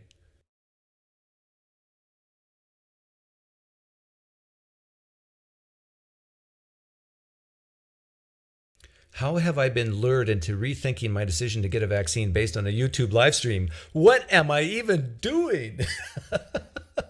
Thanks, Jerome. That made me laugh. If I had pine points, I'd give it to you. Well, it wasn't just all my opinion. I got like some real studies here. CDC, FDA. I mean, we got to follow the science.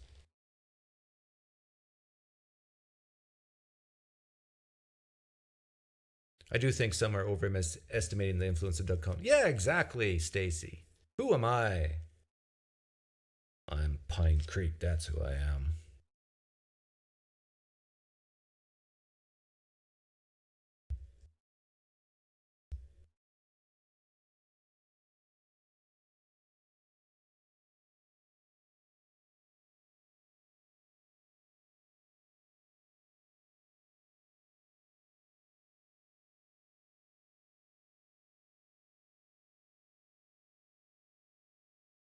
Room's open.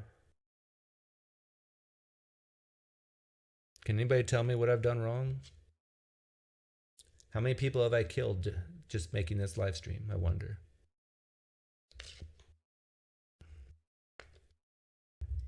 According to some people, I'm a mass murderer. Good to see your Mormon values are still active in you. My Mennonite, not Mormon. Get it straight. How dare you call me a Mormon? They believe in planets with gods and stuff. I just used to believe that a man rose from the dead. Totally reasonable.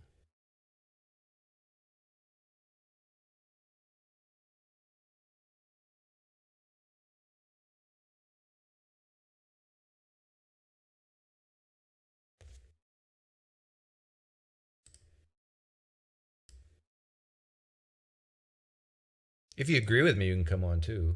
But it's more fun if people disagree with me.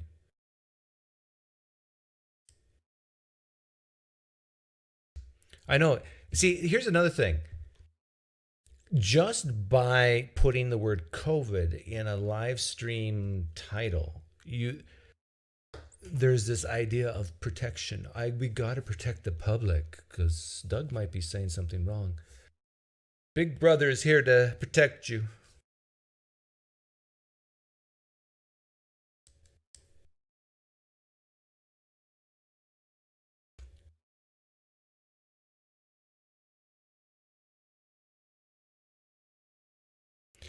Rosemary says, every Sunday since March 2020, the eateries were open. I did brunch with friend. I was losing my mind alone.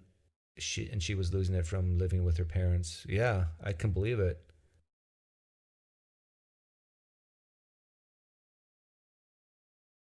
Oh, who are these persecuting listeners? There's just two: Guy Montag and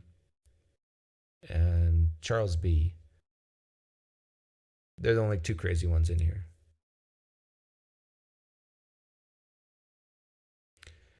Will you now get and take ivermectin based on the stream? Me, no. Well, getting COVID nowadays. Well, you said you were old though, right? Why not, Charles B? Why not? Give me a good reason not to take ivermectin in addition to any other treatments your doctor recommends if you get COVID. Give me a reason. If your reason is that it has not proven to be effective, okay, that's a reason, I guess. But realize that not proven to be effective is different than saying that it's not effective.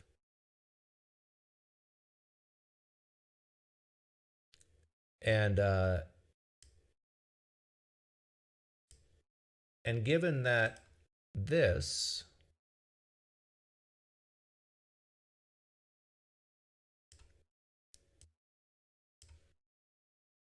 here we got 30 some studies on ivermectin. See the far right column? Positive, positive, positive, positive, positive, mix, mix, mix, non-supportive, non-supportive, non-supportive. I think you'd be stupid. You'd be darn right stupid not to say, hey, why not? Not going to hurt you. And it looks like some studies say it might have a positive effect. Are you saying you're stupid? You're not stupid, are you?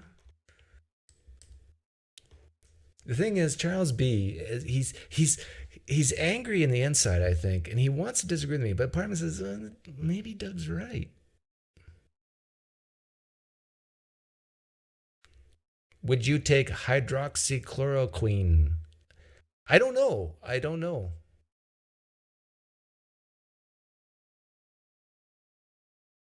I would have to see studies like this. That the main thing is, what's the side effects? What's the downside? And is there any studies that show it might help? With ivermectin, there is. I'm not sure about the hydroxy thing. The evidence you presented doesn't convince me. So you don't follow the science, is what I'm hearing you say, Charles B. You do not follow the science. You just make decisions based on your gut. Because every paper I have here is .gov, .edu, there's not, these are peer-reviewed studies. You don't follow the science, okay. Okay. You just follow the studies that you want to follow.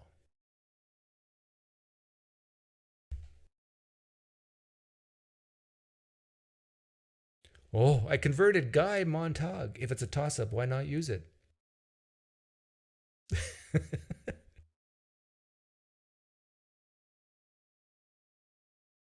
I've tested positive for COVID yesterday. Sick as a dog. Was going to go to hospital this morning. I had to listen to Pine Creek, but I just died. Thanks, Doug. Oh, he wrote this from heaven or hell.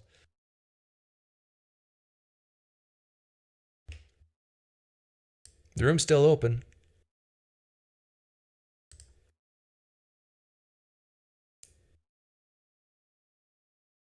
Yeah, sorry that you're sick as a dog.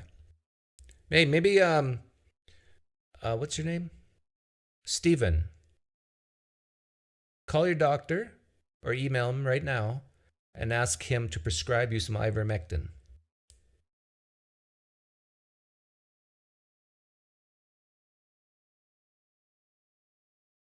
Let's see what he says.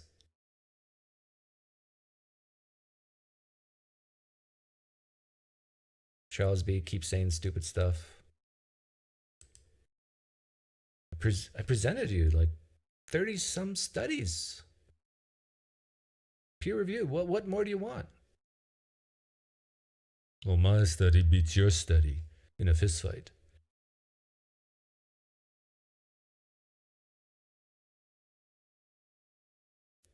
Why do you want me to look up studies on hydroxychloroquine thing?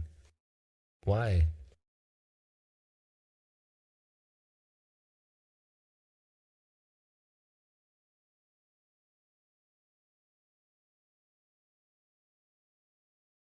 I'm reading the live stream chat right now.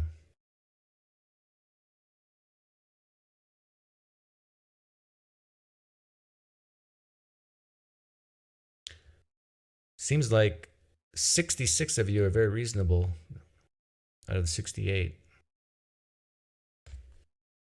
I mean, where's the fun in that when everybody's reasonable? Doug Dean, you're here. You're a bit crazy.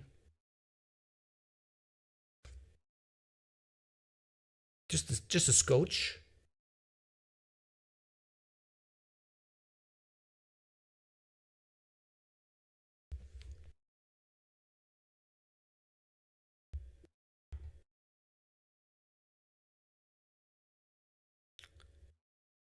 Yeah, Charles, you're welcome to come on. Hey, Charles, I converted the guy Guy Montag. I converted him. He used to be a cloudy liberal like you, the brain's a little fuzzy, but he saw the light.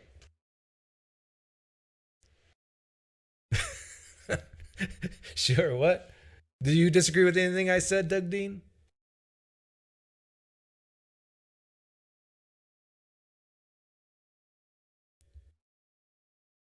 I don't think you're a science denier. Well, thanks, Iron Charioteer. I'm not. I think science is the best way to come to truth, the scientific method.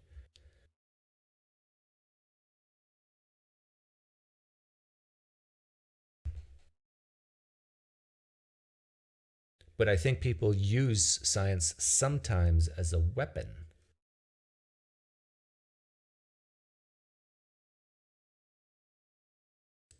Like when you have a bunch of studies, like if we're just picking on ivermectin right now, but if you think, the current narrative is ivermectin is ridiculous. Don't even say its name. Doctors who prescribe it are terrible or whatever. They're going to focus on these studies down here. And if you're like a pro ivermectin, you don't need to get vaccinated. Just take ivermectin. They're going to say these studies up here. I mean, as a reasonable person, you should look at all of them. Right? Right.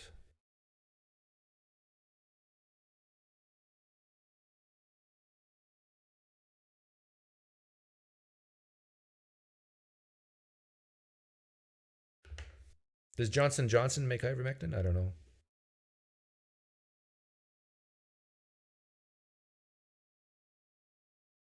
You think like my brother, he always looks for the cheaper way out. Well, I am Mennonite. So there's that.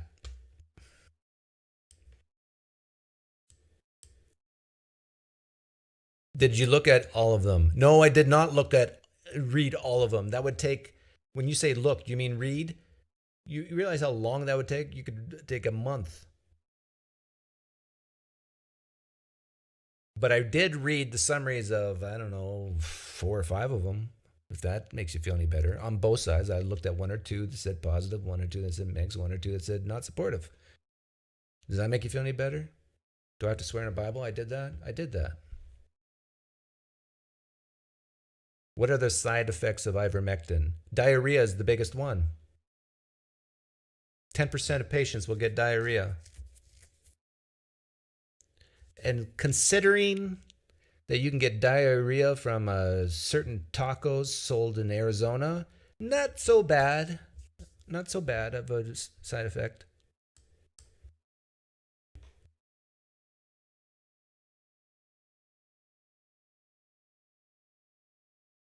Would be great if the creator who made that video would call in to discuss. Oh yeah, the first video, the World Detective. Yeah, World Detective, if you're here, call in, please. Now, let me say this to World Detective. I am human. I have thousands and thousands, literally thousands of hours of content on my channel, my main channel especially. I make mistakes. Sometimes, and just issues are so convoluted that it's really tough to be consistent. I admit this. But I never once suggested that people take ivermectin or nicotine in lieu of being vaccinated. I'm on record saying be vaccinated, especially if you are old and high risk. I've said this. I'm saying it now. So even if by a small chance I didn't say it and my memory is wrong, I'm saying it now. But I will also stand by my opinion that knowing what I know now about COVID and the vaccine, if I had a time machine and I could do it all over again, I would not have gotten vaccinated. I wouldn't. Now, some people think, well, looking in hindsight's useless. Like, what good is that? There is tremendous value in looking back on history and then asking yourself, what would you have done differently or what would you have done the same? Because it helps us humans keep humble. We're so confident that this was the right thing to do. And then later you find out, not so much. You're so confident this was the wrong thing to do. And then in hindsight, you go, not so much. So the next time a virus comes out, the next time there's a major issue in the world, think about these things. Think about the mistakes made with COVID and say, you know what, maybe we should just pull back a second here and regroup and just think things through a little bit more, or wait for more data before we act out of fear that the whole world's going to die. This goes with climate change. This goes with viruses. This goes with the Nazis that are going to take over. Just pull back a second and bring your fear gauge down a notch or two. I need a pulpit. I feel like I'm preaching. Whenever someone uses fear as a motivator, whether it's Christianity or a vaccine, you need to really be careful. I hate it when people use fear as a motivator, and it's probably because of my upbringing. So when people use fear, like you're gonna die unless you do X, I mean, it makes me throw up in my mouth a little. Yeah, fear is a weapon.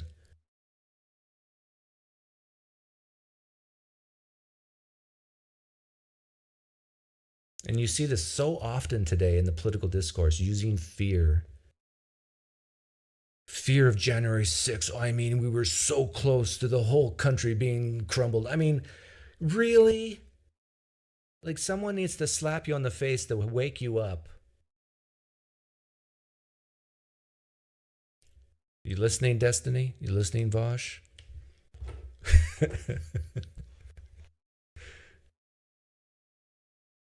Can one be too fearless for one's own good? Yes, they're called risk takers. They're called like people who go on top of mountains with a little wingsuit and they jump off. There's a good example, Doug Dean.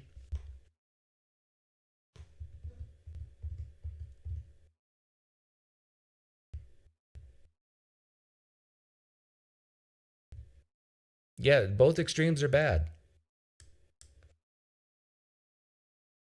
But that being said, I hate that phrase, that being said. But that being said, if someone wants to kill themselves, I think that's their right or prerogative. Like they can, like if someone wants to jump off a cliff, but just, you know, I think most people are reasonable enough to realize that maybe they shouldn't do it too, or they can make their own minds up. But best thing about the Darwin Awards, one need not fill in any forms to apply. I think I know what you mean by that. January 6th panel just dropped the subpoenas. Who would have thunk it? Really, I did not know that.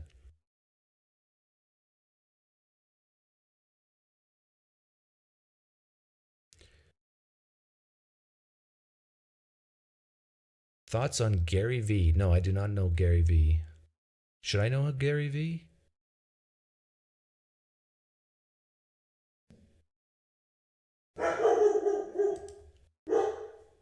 Mormons at the door. No, I'm kidding. We don't let Mormons in our community. Kidding. Actually, I have Mormon neighbors. Great people, those Mormons. Some of the best people alive.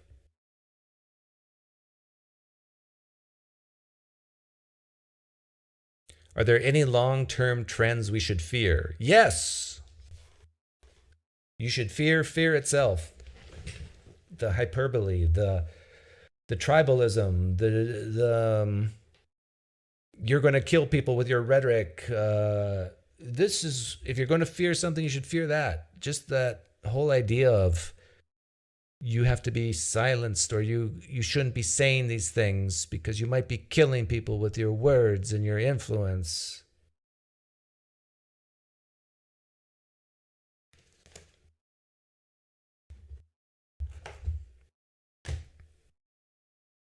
Yes, good word, Nick. Catastrophizing. That's the word of the day. Catastrophizing. I don't think I've ever uttered that word in my life, Nick Olson, until now. And I have you to thank. The man that conquers fear is already dead. I felt Norm Macdonald coming through you during the Mormon joke. Yeah. Well, you know, Norm Macdonald lives in all of us. A little part of Norm Macdonald. He lives in you. He lives in me. Norm watches over everything we do, everything we see. Into the meadow, into the stream. He's always, I'm trying to quote a Lion King song and using Norm Macdonald. Doug, do you think Putin will nuke the world? No. Is it possible? Anything's possible in the magical kingdom.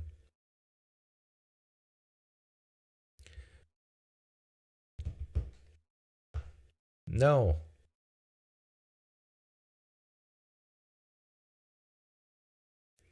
Okay, you know what you should fear and what you shouldn't fear? Let me tell you. Let me get my pulpit out. I'll tell you what you should fear. You shouldn't fear nuclear bombs. You shouldn't fear even viruses.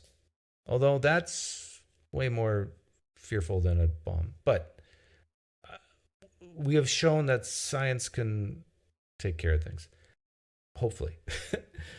Still, let me say, these are not my fears. Viruses, not my fears. Nuclear bombs, not my fears. Climate change is not a fear. The world being, the United States taken over by a dictator is not my fear. This is my fear of real death. I mean, Yellowstone National Park blowing up. That's a real fear. A big rock heading towards Earth next year. That is a real fear. Because let me tell you, if a big enough rock heads towards Earth, there is nothing we can do. We're all going to die. Climate change, I mean, 1/8 of an inch sea level rise over 100 years. There's so many things we can do. Even the worst case scenario, we are going to survive. We'll be fine. But a big rock hitting the earth? No. You know, people trying to overthrow the government and create some type of theocracy or a dictatorship, we can handle, we can fight, we can deal with it. It ebbs and flows throughout history. I don't think that probability is high at all, but even if it is. But Yellowstone National Park blowing up, causing a global winter for 100 years? No, we can't fix that.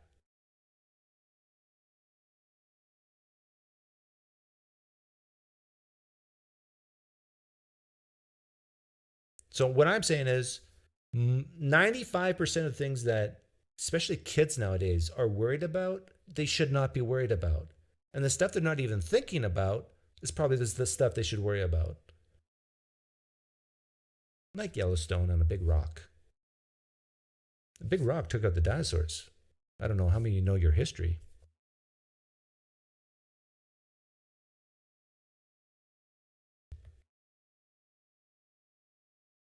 Again, who are all these people catastrophizing? Oh, I'll show you, Doug Dean.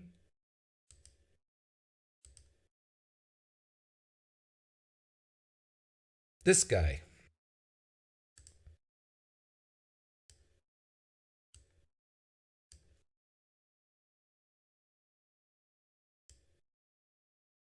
And I'll even say this guy. I love you, Nathan. Well, I like you, Nathan. But you're a worrywart. Do I show you more?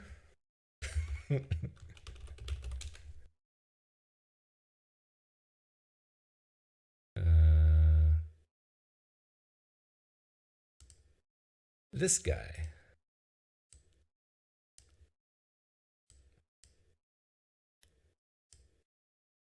I could go on and on and on. These are just guys in my immediate sphere. But even guys like Vosh, who I just recently reviewed, who has a huge following, apparently.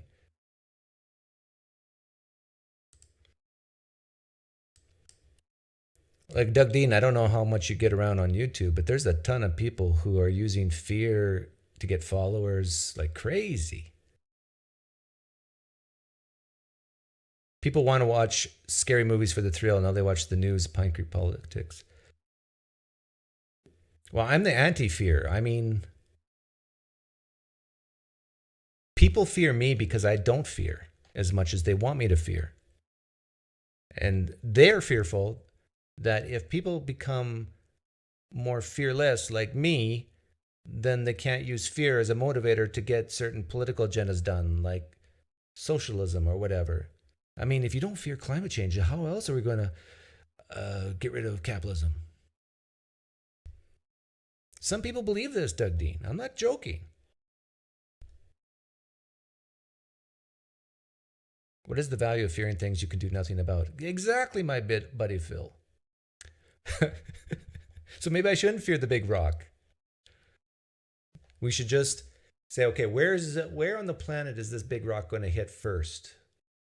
And then go to that country and look up, play a nice Eagles song. And if Yellowstone Park does blow up, probably the best state to be in is in Montana.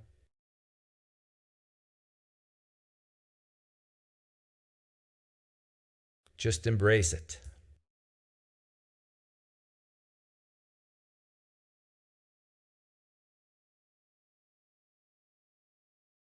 I'm afraid that I have the pressure to fight the tough battle against death. Oh, brother, aligned. So admirable of you. Gonna fight the good fight. I'm not against fighting the good fight.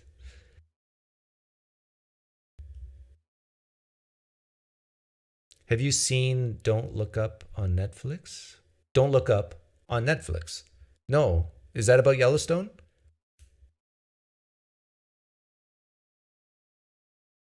Pine Creek Politics, can I come on and talk to you about how gullible atheists are? Sure.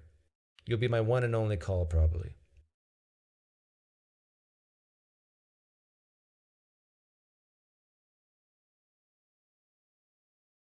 Because everybody's too scared. They're too fearful.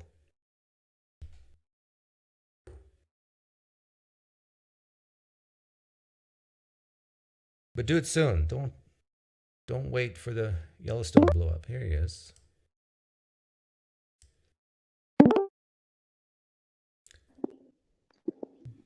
Bacon Sarney. Yeah, hello. Hi there. Oh, you're New Zealand. No, I'm in Australia. Oh, man, I was 50-50 on that one. Okay, so atheists are gullible, is what you're going to say? Yeah, well, I'm atheist myself, but yeah, you know, other atheists, not me, of course, not you, I'm sure, but the double standards with the transgender, the gender question versus religion just blows my mind with like, the ACA, Matt Dillahunty. You got to be specific. The whole, well, okay, if I call up Atheist Experience and say, oh, I believe in this invisible thing that every person has inside of us, which is, it's undetectable, it has no evidence whatsoever, no empirical evidence whatsoever, but it's where actually our true identity lies. It's where, you know, our real self is, you know. And then if I say that thing's called your soul, then you're an idiot. They laugh you off, and you're a moron. You know, it's a ridiculous position. It's got no. You cut out on us. But you're basically saying that if you were to call in the ACA and say that if you believe in an invisible God, you're laughed at. But if you say there's something invisible that is causing gender, then if you doubt that, then you're laughed off. Something like that. I can't hear you, Bacon. But I see what you're getting at. You're getting at, yeah, Reed said it here, gender soul versus God soul. Because we cannot test, there's no scientific test for gender, is there? Like if I take a blood sample from someone who claims to be transgender, put it in a test tube and then shake it. And if it turns red, you're transgender. If it turns blue, you're not. We don't have that.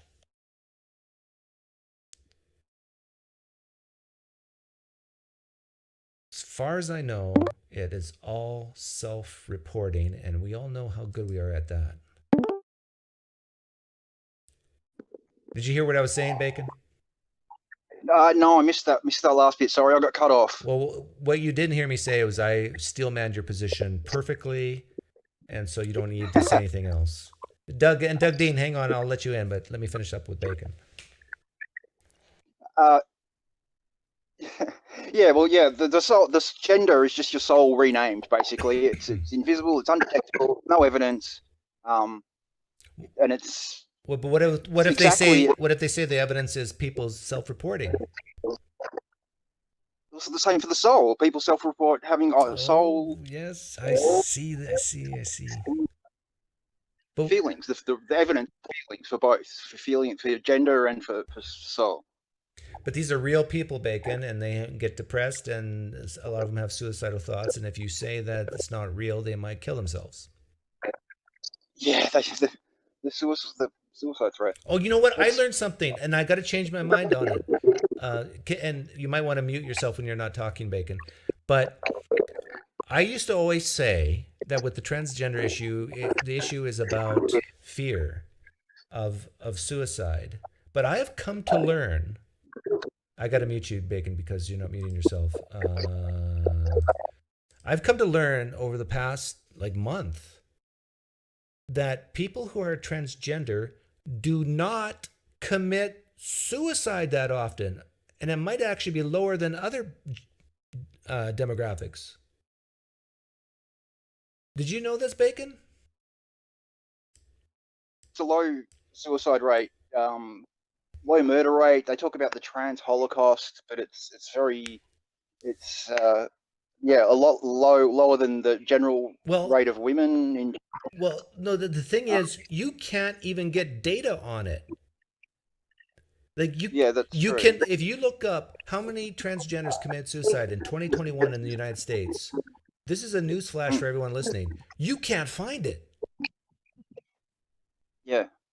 Now, what you there's a will find is suicidal thoughts, self-reported, self-harm, self-reported. But sometimes you can say, "Oh, someone's cut themselves," but is that really a suicide attempt or whatever? And so I'm starting to think that the reason why you can't find suicide data is because if it is shown to be incredibly low, then how can you use that as a weapon? Like, you can't say, well, you ought to give the pronouns that people want, because if you don't, they might kill themselves, get so depressed that they'll kill themselves. But if they're not killing themselves, well, if they're sad a little bit, I can live with that. Yeah, it's also a complex issue. There's lots of comorbidity. Like, people have not, it's fairly rare for people to just be transgender and no other issues. There's like depression or whatever other psych issues, or so it's kind of hard to pin it on. So you're not a big ACA fan? No, I used to, but yeah. Then you found my channel. I mean, I did, yeah. You're much better than. And you saw the light, and you repented of your sins of watching the Atheist Experience, and you converted me. I mean, the other scary thing about the trans thing is children. Like, have you heard they say that puberty blockers are harmless and totally reversible? That's the kind of the standard cliche. Puberty blockers, they're the same drugs they use to chemically castrate sex offenders. They are Lupron, Lupron is the most common one. It's a dangerous, harmful drug. It was an anti-cancer drug first before it. I don't think we have to worry about it. I mean, about chemical castrating children, not a problem, you reckon? No. I'm saying it's not going to happen. It is happening, but I think already. I know, but if you believe in a free country, if parents and kids want to castrate their children, whatever, I don't think we can stop it. But when I said I don't think it's a big problem, because very few people are going to do it, number one. And number two, society, I think, is over the hump. I think people are starting to realize that this is more about feel sorry forism. Like, you see like the young people today, even the young people are starting to notice that being a woman is more than just going to the store and putting on a dress and makeup. And so, and a lot of people, people are seeing with their own eyes, people making bucket loads of money just by coming out as trans. And so, and they're seeing with their own eyes, like that swimmer who became, So the tide is turning, and people are just kind of like, no, this is enough. And so I I'm just not I mean, there's a lot of it already happening. If you search on YouTube, D-trans, there's a lot of like young women, especially, who are like in their maybe late teens, early 20s now, who had like double mastectomies when they were like 14, 16, because they bought into the whole trans thing, and who have like health issues because they took the harmless reversible puberty blockers. That's stuffing with their joints and their bone density and their fertility, especially, obviously. Well, you're going to find more and more states are going to make laws against it, and then that's going to be that. Yeah, there is. It seems to be kind of going both ways at once. There are some places that are having laws kind of tightening up regulation, but there's also, a huge push for, you have to. Yeah, but you're making your audio is horrible, so I'm going to let you go. But I'll just say that I think, over the next few years, you can still provide hope for people who have this dysphoria, and say, look, if after you're an adult or you're in your 20s, if you want to still get these surgeries, go for it. But I think over the course of the next few years, more and more states are going to make it against the law for minors, even with parental consent, to do these procedures. And yes, they might be sad for a while, but you can give them hope that, hey, just wait till you're an adult, then you can do it. Okay, but thanks for calling in. Hey, Doug. Oh, okay. Here I am. What's that thing behind you? What's what thing? Is that a clock with guns on it? Oh, I don't know if I'm going to be able to reach. This is just a picture, but all the things on it are real, like knives and the guns and dual pistols. Oh, wow. That's cool. Yeah. So This is just like, I'm in a cave, and I never did this for YouTube, but so are you willing to admit to the YouTube world that you were wrong? oh, I've always been wrong. It's easy to be wrong. You know that. No. What are you talking about? Yeah, of course you do. The home office in Wichita keeps stats, and I'm like 99.6% right. Oh, really? Oh, is that how you pronounce your words? That counts.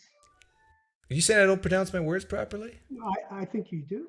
I think you do well. Oh, wow. I speak the Queen's English, not the King's English.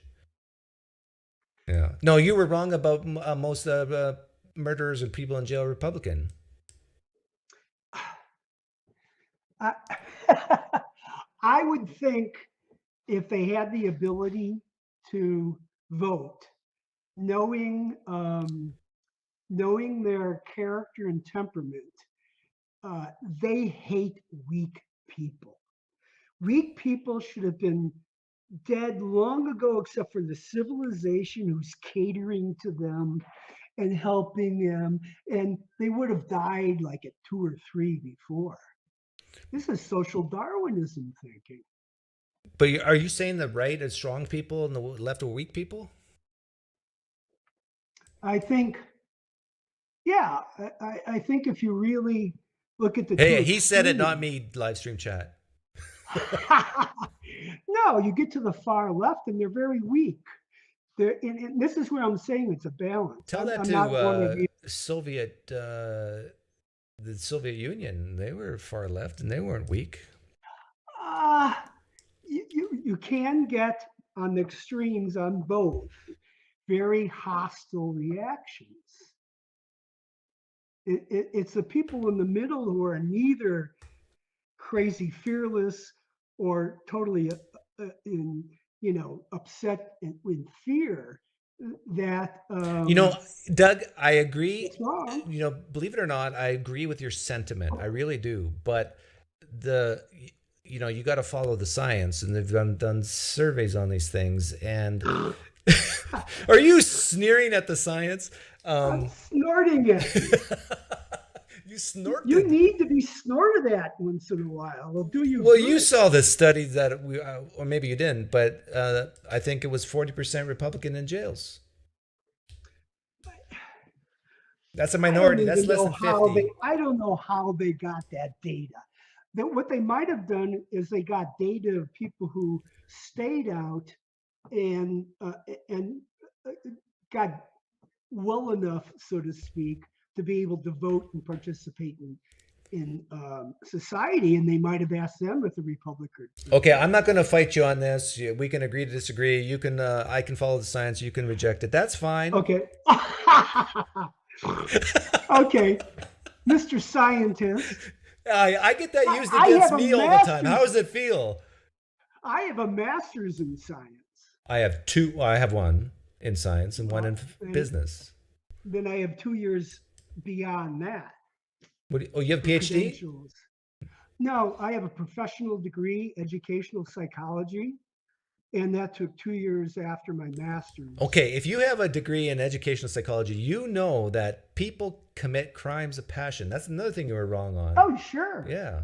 So when you say that Republicans are cold-hearted bastards, and that's why most of them are in jail, you got people who they get emotional and passionate, and then they lose all sense of reason, and they start killing people. The far right of the Republicans, as the far left. Right. I'm talking about the far left of the far left are the passionate crazies. Yeah, they're crazy. They'll and punch they, people because they don't believe like they believe. Punch a I Nazi, don't you've know heard that. I don't know about the statistics, but I've been taught to understand that schizophrenia and some of the very serious mental illnesses, they have no more aggression or hostility than the average person. They just don't have any good reasons for hitting people, but they do it anyway. Yeah. Oh, well. But let me say one thing. You keep focusing on the fearful. Yeah. That I agree with you. All that you said about the fearful, fine. Okay. Thanks for coming on, Doug. Oh, there's more? Yes. Oh, okay. But you never talk about the other extreme. Therefore, I think you probably What's the other? Hang on. What's the other extreme? Recklessness, fearlessness with no regard. Okay. Let me put it this way. In battle, the person who just gung-hos and rushes is good to no one, especially to himself. And the person who drops his gun and runs away, they're no good either. It's a courageous person who stands his ground and doesn't do one or the other. What I see you doing is always hating the weaklings and never the reckless. That's all. It's okay. Can you give me an example? You're pretty fair. Can you give me an example of who I should be critiquing that's reckless? Let's see. Well, I think you provoke more than anything, and you don't really care that much. But I do think you don't care at all. You can't That's be not too true. You can be too heartless for your own good too. I care. You see me care. Come on, I think you care mostly about yourself, and I do too. I'm not. But I admit Come on. it. You've been with me since I started my channel, right? Pretty much. Yeah. So, yeah. You've seen a ton of interviews I've done. You haven't seen any empathy in me, any caring. You have. Yeah. Yeah. I think I have, but I've seen sarcastic. Like compared to David Wood, facetiousness more than anything. Compared, you know who David Wood is, right? Yeah. He's that Apologetics 13. He's the psychopath who tried to kill his dad with a hammer. Oh, okay. Like compared to him, I'm great. Yeah, sure. Sure. I'm very empathetic compared to him. Yeah. Well, yeah, empathetic, not sympathetic. In my job in the schools, I had to take care of all the special ed kids, and when they went through, when they did something wrong and had to go through expulsion, they had to go through me to see if they're sane enough to go ahead and stand trial. The administrators just wanted to slam dunk them. They didn't care. The mothers and sometimes the fathers, oh, my little, no, you can't do anything to them. Here's the thing. Which one's right and which one's wrong? They're both wrong. And there's where I see you only seeing one side wrong. I think you just don't want me to beat up on people on the left. Oh, no, beat up on the left, but also beat up on the right. Why? Why not? The thing is, 60. Why? I'll tell you why not. Because 65% of my people who watch my content lean left. I do not want to be accused of pandering to the choir. I want to look people in the eye. I want to look people on my channel in the eye and say, and make them upset with me. Like most content creators, they try to actually appease their followers. Then they want to, build up. I'm trying to get rid of subscribers. I make them feel uncomfortable. If I was to critique the right, I mean, my channel would just grow and grow. Yeah, it wouldn't be fair. But by the way, you said I have low sympathy, and you're exactly right. Yes, no. I think that. Yeah. I think. But that's not my fault. You cannot get sympathy. You can't buy it at the store. sympathy is the thing that ruins good discipline. You have to hold people accountable, and the people who always are enabling. I had an enabling mother, drove me crazy, literally. And I had to break out of that. I just ran away, is what I did. Oh, wow. Enabling is much more detrimental than the hard ass slap them and keep them in the closet, I think. Maybe it's because most of the kids who were enabled, I saw, because they got into that kind of problems. The ones who are just beating stuff, they know how to get away with things, and they got away with it. It's probably even, but why yeah. are you telling me this? Because I think you're focusing on one side rather than the other. No, but on the sympathy thing, like. Oh yes, it's not good to be oversympathetic. Empathetic is good. No, but I'm saying humans can't control their sympathy meter, but they can control their empathy meter. Do you disagree? I don't know. Because sympathy to me is like an actual gut reaction, an actual, like, you smell milk and it's sour and you go, ugh. You can't really control that. You can't, I guess. It's disgust. Yeah, it's a disgust. And we're all built with different disgust levels, right? I think that is a primary thing we do. The disgusting, evolutionary psychology says that disgust is the basic thing for shunning away. Anything that's not good, you push away. Whether it's you're a right winger and you push away the left, or a left winger and push away the right.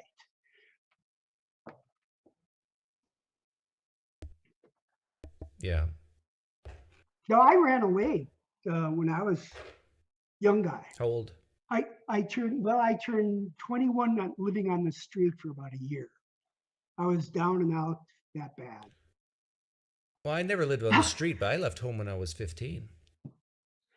Well, I left home mentally when I was 15. Yeah, I went to a private Christian school for 2 years, but I lived like 3 hours drive away from my parents. I tell you, cool. you learn really quickly at age 15. I lived in a house by myself at age 16, a 3-story house by myself that my dad rented for me. It was one of these old houses with the shutters. So I went to bed on windy nights. No parties? No, I was a good boy. See, I was the opposite. My dad died when I was 12, and I didn't have any brothers or sisters. Oh, wow. And so I was ultimately, enabled. And I broke away from that and lived on the street rather than stay at home. So when you lived on the street, you mean like you lived literally on the street in a cardboard box or what? No, I didn't have a cardboard box. That's how poor I was. I was so poor, I didn't even have we would have ridiculed us rich street people with the boxes. Well, it was part of my philosophy. I didn't want any baggage. It's the 60s, remember. And I hitchhiked back and forth. Were you a hobo? I didn't do any trains. Trains are too dangerous. It's a very dangerous thing out in the street. I mean, I had to live. It's very dangerous. Did you almost die? Up and down. Pardon me? Did you almost die? Many times, yeah. Got shot at. A car going 40, 55 miles going past you, when they throw a Coke can at your head, that means you're not wanted. Wow. You were shot at. Yeah, why did someone shoot at you? Oh, it's a long story. I was in Tucson. Uh-oh. Boy, that makes sense. Yeah. And they had this room abandoned house, and a group of people were going, and so I hopped on, but it turned out to be some kind of Satan worshiping thing where they're throwing puppies in the fire and stuff. So I went outside and hid, and in the morning they left. So I was out in the desert, and I started walking, trying to find myself. And I kept hearing popping, and I looked up, and a pickup truck maybe 300 yards away, there's a guy with a gun. And so I had to time it, because when you hear the bullets going, then you hear a poop later on. So I had to kind of do an expectation, and I faked it dead when I heard the zip, and he went away. Whoa. So no reason for it other than just taking shots at another human being in the desert. It was the 60s or maybe 70, 71. And hippies were not liked in the country, especially Tucson, especially Arizona, Texas. They got beat up by the cops in Texas, put in the hospital, in fact. No, then I got off the street and went to a Christian school. I was saved on the street in Hollywood. And I went to a halfway house. I'm surprised you didn't get into Scientology. Well, I went into a Scientology thing, but they didn't want me. You were so broken they didn't want you. Well, yeah, I was half psychotic. So, but then I went through Christian college and state college. And okay, this is interesting. I got to ask you, and I want you to answer as honestly as you can. It sounds like your life was so screwed up, so messed up, and Christianity kind of saved you. Am I wrong? Oh, it didn't save me. I think for me, there was always two explanations. After the first 6 to 9 months of being a Christian, I had the spiritual explanation. Everything could be explained spiritually. You know, you cut your toe off. Well, God sent you that so you would appreciate your other toes. But now I'm losing my train of thought here. Well, would you still be alive today? And Marty, I see you calling in. I'll wrap up with Doug shortly. But if you wouldn't have become a Christian or met those Christians in Hollywood, do you think you'd still be alive today? I don't know. I will say that from the secular point of view, I was living on the street, and it was really after a year I was really down and out, and I grabbed for the Jesus they told me about on the streets of Hollywood, and I just kind of let it go. And then I heard about this halfway place that accepts Christians. I go, oh, I'm a Christian. So I went there, and I truly gave my heart and soul and did that. But all along I kept thinking, well, you know, yeah, I did that, and that just might have been because of the rough time, and it was the only way out. Contrast that to the secular help that's out there. I might not have got off the street ever, because secular helping things don't have that personal involvement. When I walked into a church, the girls would want to speak to me about Jesus and the personal caring that was there. You don't get that in a secular. And this is why venue. I believe that we evolved to have religion, because you need these crazy beliefs in order to solidify, to coalesce people together for a common cause and share these intimate types of experiences. But it sounds like you've had an amazing life, and you got a master's degree, and given all the terrible things that happened to you, you still made something of your life. Yeah. Well, the picture behind you alone says you made it, so. Oh, really? Yeah. You want to see the rest? We live in the same city. Here's my prized possession, my guitars. Yeah, I live up in a loft. There's the downstairs. Without saying where you live, what part of town are you? Because you and I live in the same city, right? No. Not anymore? No, I live in Southern California. But you used to live in Tucson, right? No, I traveled up and down for a year. I went through. I think I lived in the park at 4th and 2nd. It was 4th and 2nd for about a month and a half. But you're in San Diego now? No, south of LA. Okay. Somewhere in between. Gotcha. We won't say where. But anyhow, thanks for coming on, Doug. I got Marty once on. Take care. Thank you. Is this the Marty I think it is? This page, sorry. Yeah, there you are. I've not tried to do this on my phone before. I can hear you, but I can't see you. I think my camera permissions are not allowing it. That's all right. I can see myself. Really? Try refreshing. Mhm. Set your camera first, though, to what it should be, like the thing on the bottom left. And then refresh. Actually, you got to Let's turn the refresh. right way. There you go. I can see myself.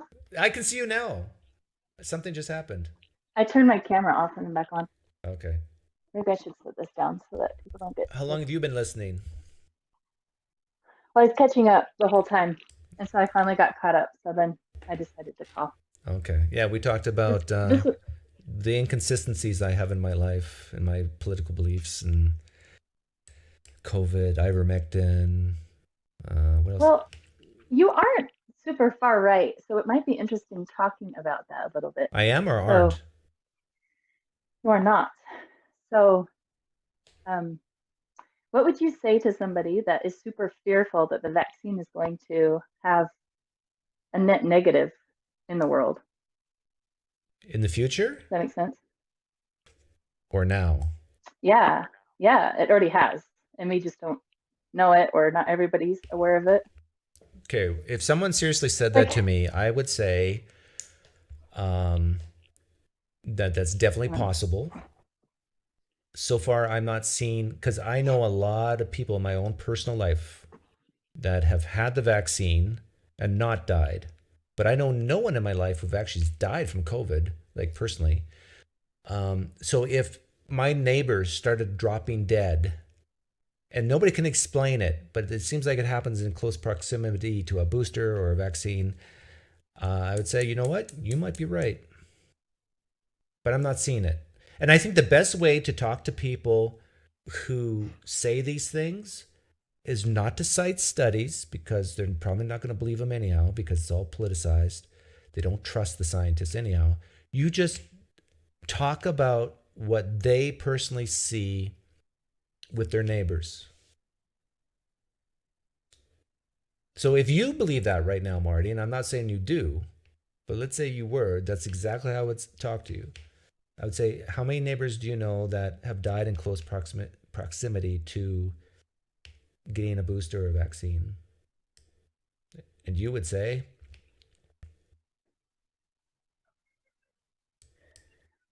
Well, I have a lot of family that we all caught COVID right before the vaccine came out. So I wasn't really that worried about it. Right, but you're not worried about COVID, but are you worried about the vaccine? My family is, and I have some family that are, but not all of them. But not my but are brother you? that's in the medical field. Are you? No, not really. Okay.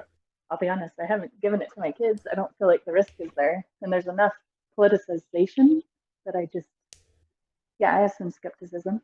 Yeah. Well, that they need to get it. For anyone who says that there's no downside to getting the vaccine, they're just downright crazy. There's always downsides. There's always side effects. There's always complications. The question is one of reward to risk. And I do think that the rewards outweigh the risks for getting the vaccine. Now, that being said, I think the vaccine screwed me up for a while. Like I think it really did. And it's definitely screwed up my sister, screwed up my nephew. I can name a lot of examples of people in my own personal life that there's a strong correlation to when these problems happened and when they got the vaccine. And weird stuff too, right? Yeah, I've got a sister-in-law that sounds like your sister. Yeah, weird stuff that has never happened in their life before. Yeah. And then what's changed? Yep. Well, they had the vaccine. Yeah. But I've also been thinking about, is it just COVID? You know what I mean? COVID has been doing that to a lot of people too.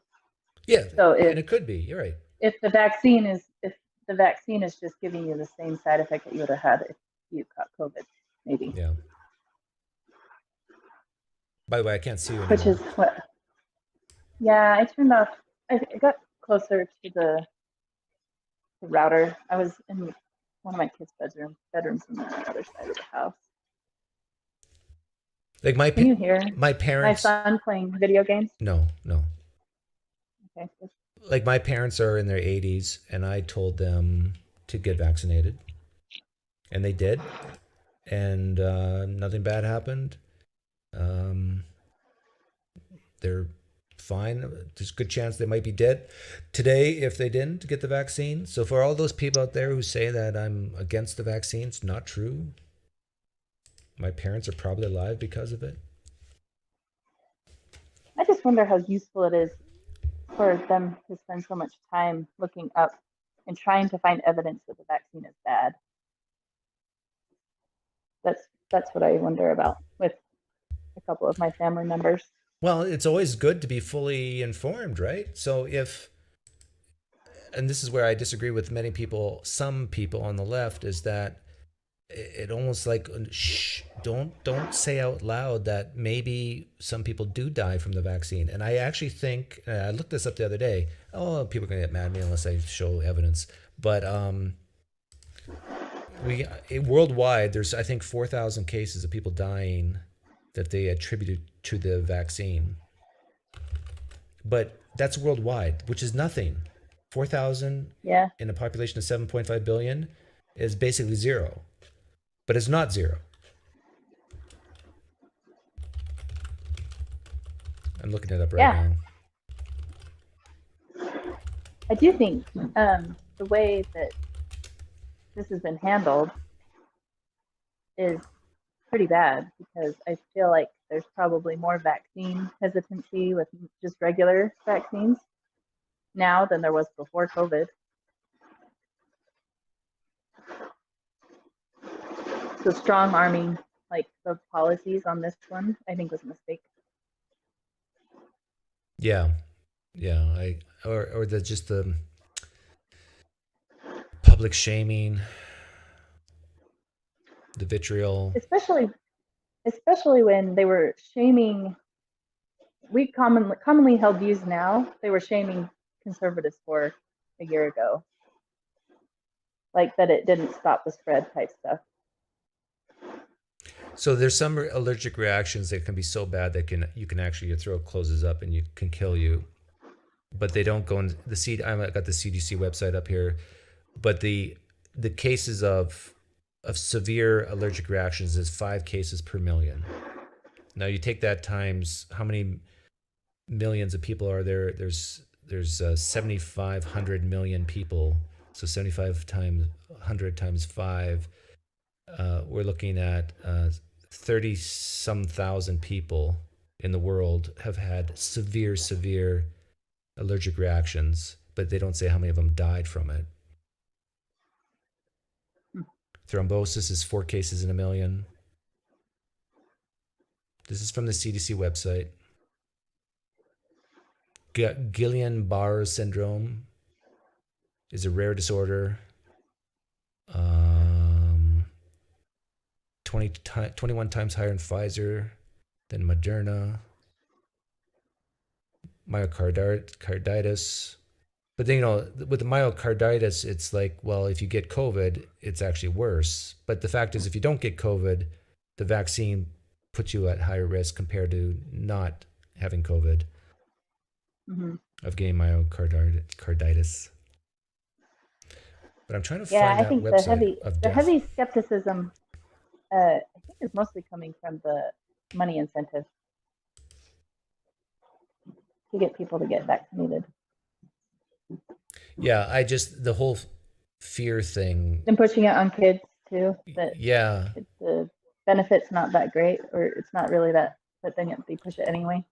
Well, the thing is exactly right. Like, how many kids die from COVID under the age of 18? Like, it's so incredibly small. Like, you might worldwide be able to count it on one hand. I mean, like a 3-year-old dying of COVID last month. What's the odds of that? I mean, so when people start talking about vaccinating young children, you kind of just wonder, is this to make money for Pfizer? Like, it's hard not to be cynical at that point. Right.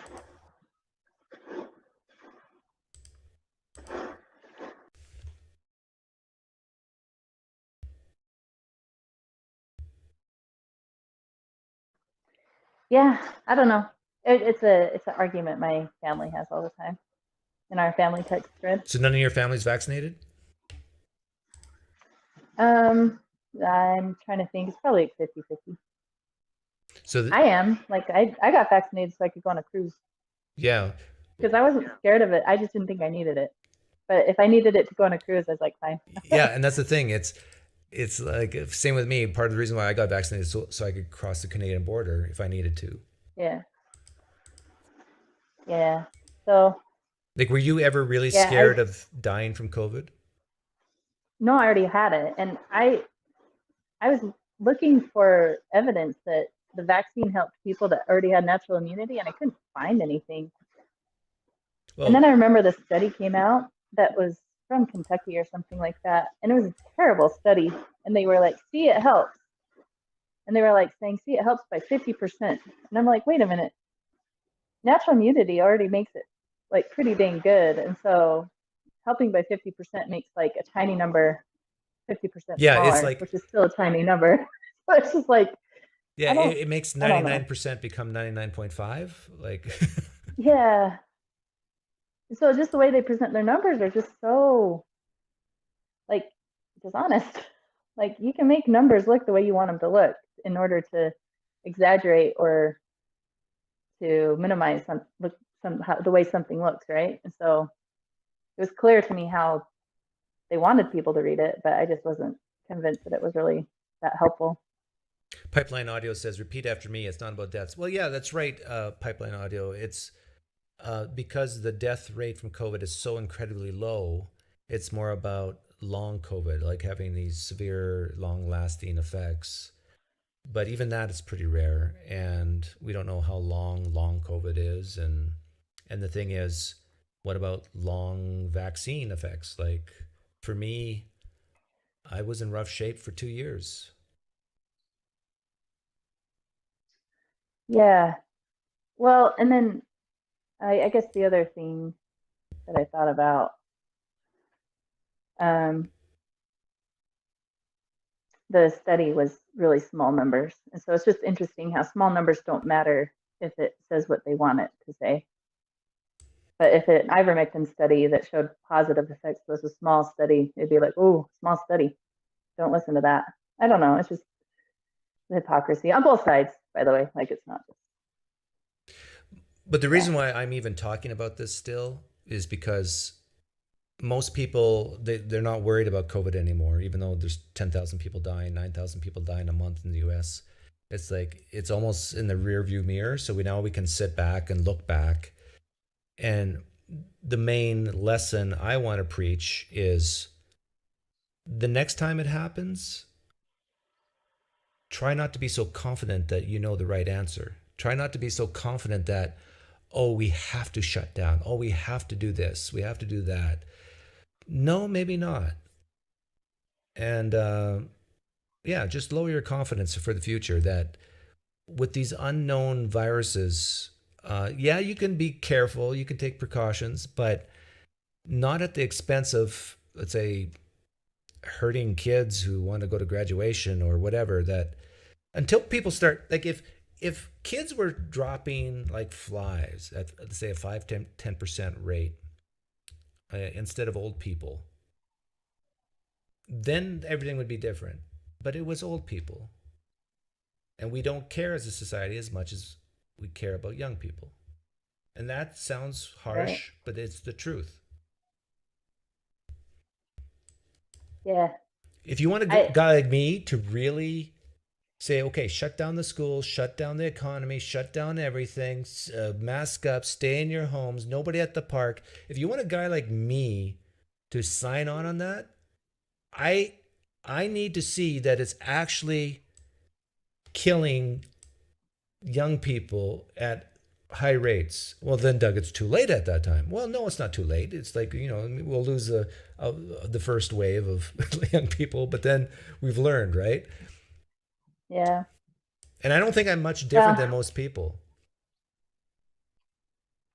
Yeah, that's true. I guess I'm seconding the fear thing, the catastrophizing, but there's still some catastrophizing going on, I think. on the vaccines are out there and they're hurting people front. That the numbers don't show that that's true. They can show little numbers, like you were saying. There are some people, but I don't think they can. I don't know. It'd have to be a pretty big conspiracy to. And maybe. I don't know. This catastrophizing is not only with the vaccines in the last couple of years. It was January 6th. Yes. The Nazis are out to get us. It's climate change. We only got 50 years left if we don't reduce our emissions to close to zero, and then the floodwaters are going to start flooding in everywhere. I mean, where is it useful to start getting worried? So I do have a little catastrophizing in me. I'm not going to lie.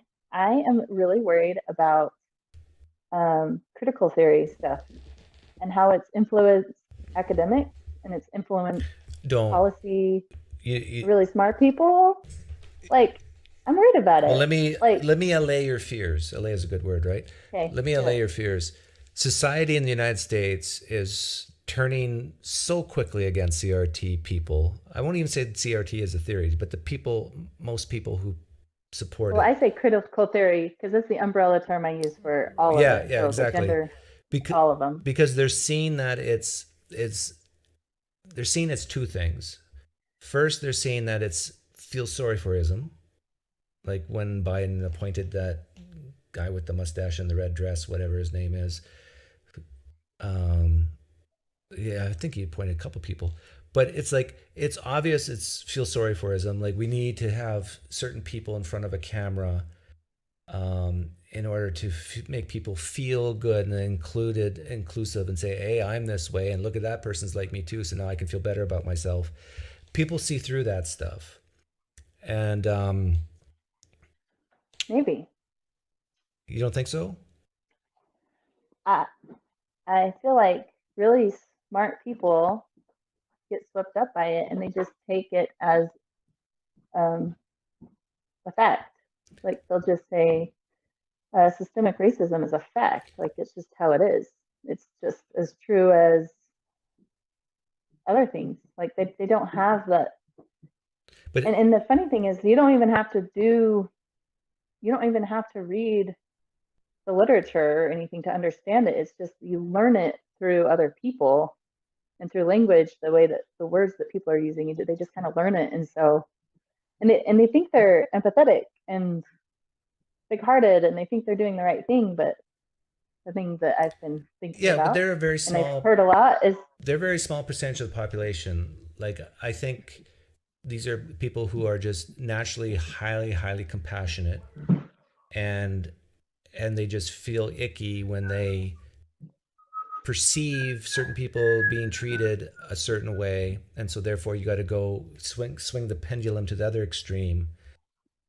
But like with the transgenderism thing, I think even young people today are seeing that, hey, look, this is nuts, this is crazy. Like, people on TikTok making millions of dollars now just by coming out as transgender, and they're going, wait a minute, they're asking questions now. Maybe we got this wrong. And same with transgender in sports. Like, I think most of the world is like, no, this is not good.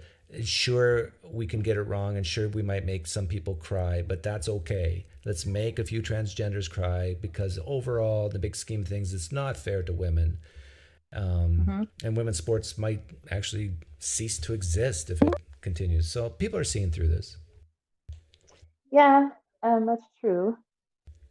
What do you think makes Americans more resilient to this than, say, like other cultural revolutions that happened in other countries? Well, I'm not sure that they are. I mean, like, even European countries are seeing this too. Well, it's not quite I feel like there's some parallels to the things that are going on in our cultural stuff that happened in China. I've seen some people put some videos out that show what happened with the Cultural Revolution in China.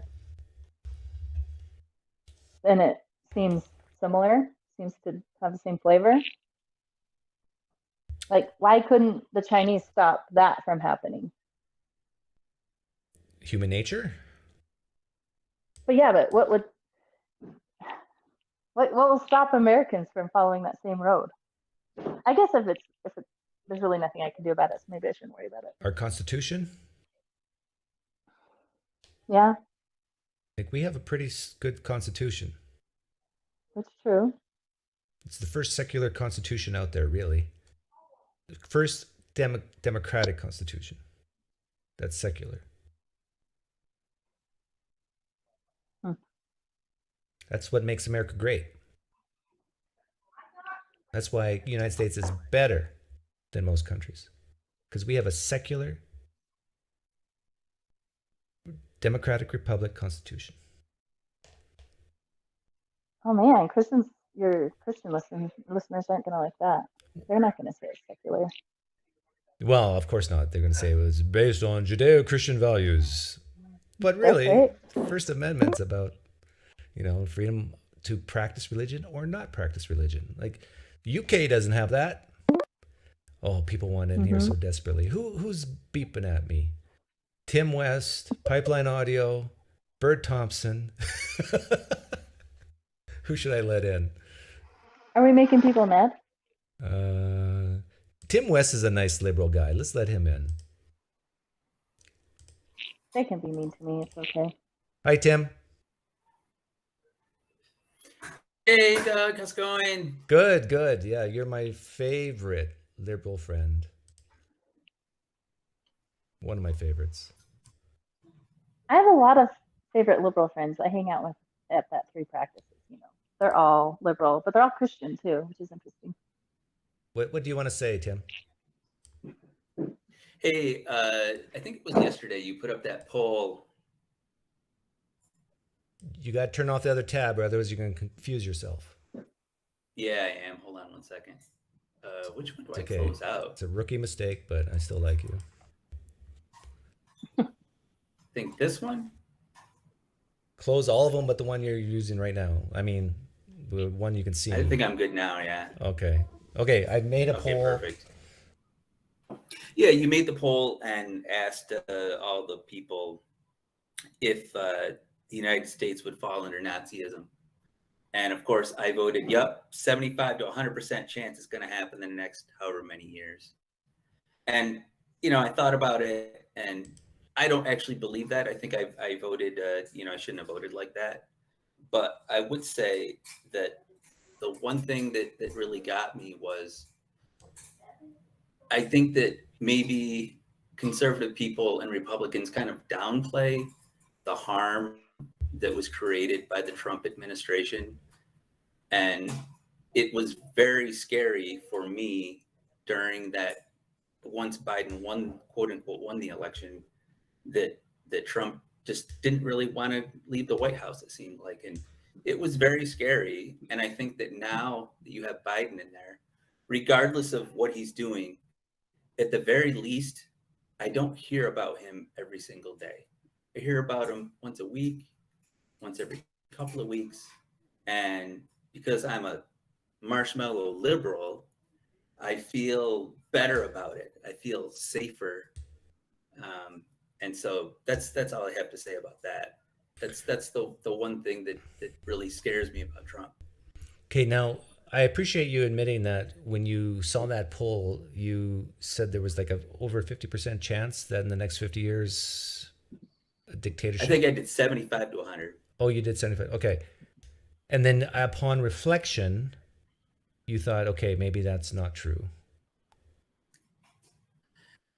I think that, I think that Trump and all of this movement is basically the last gasp of the really right-wing conservatives.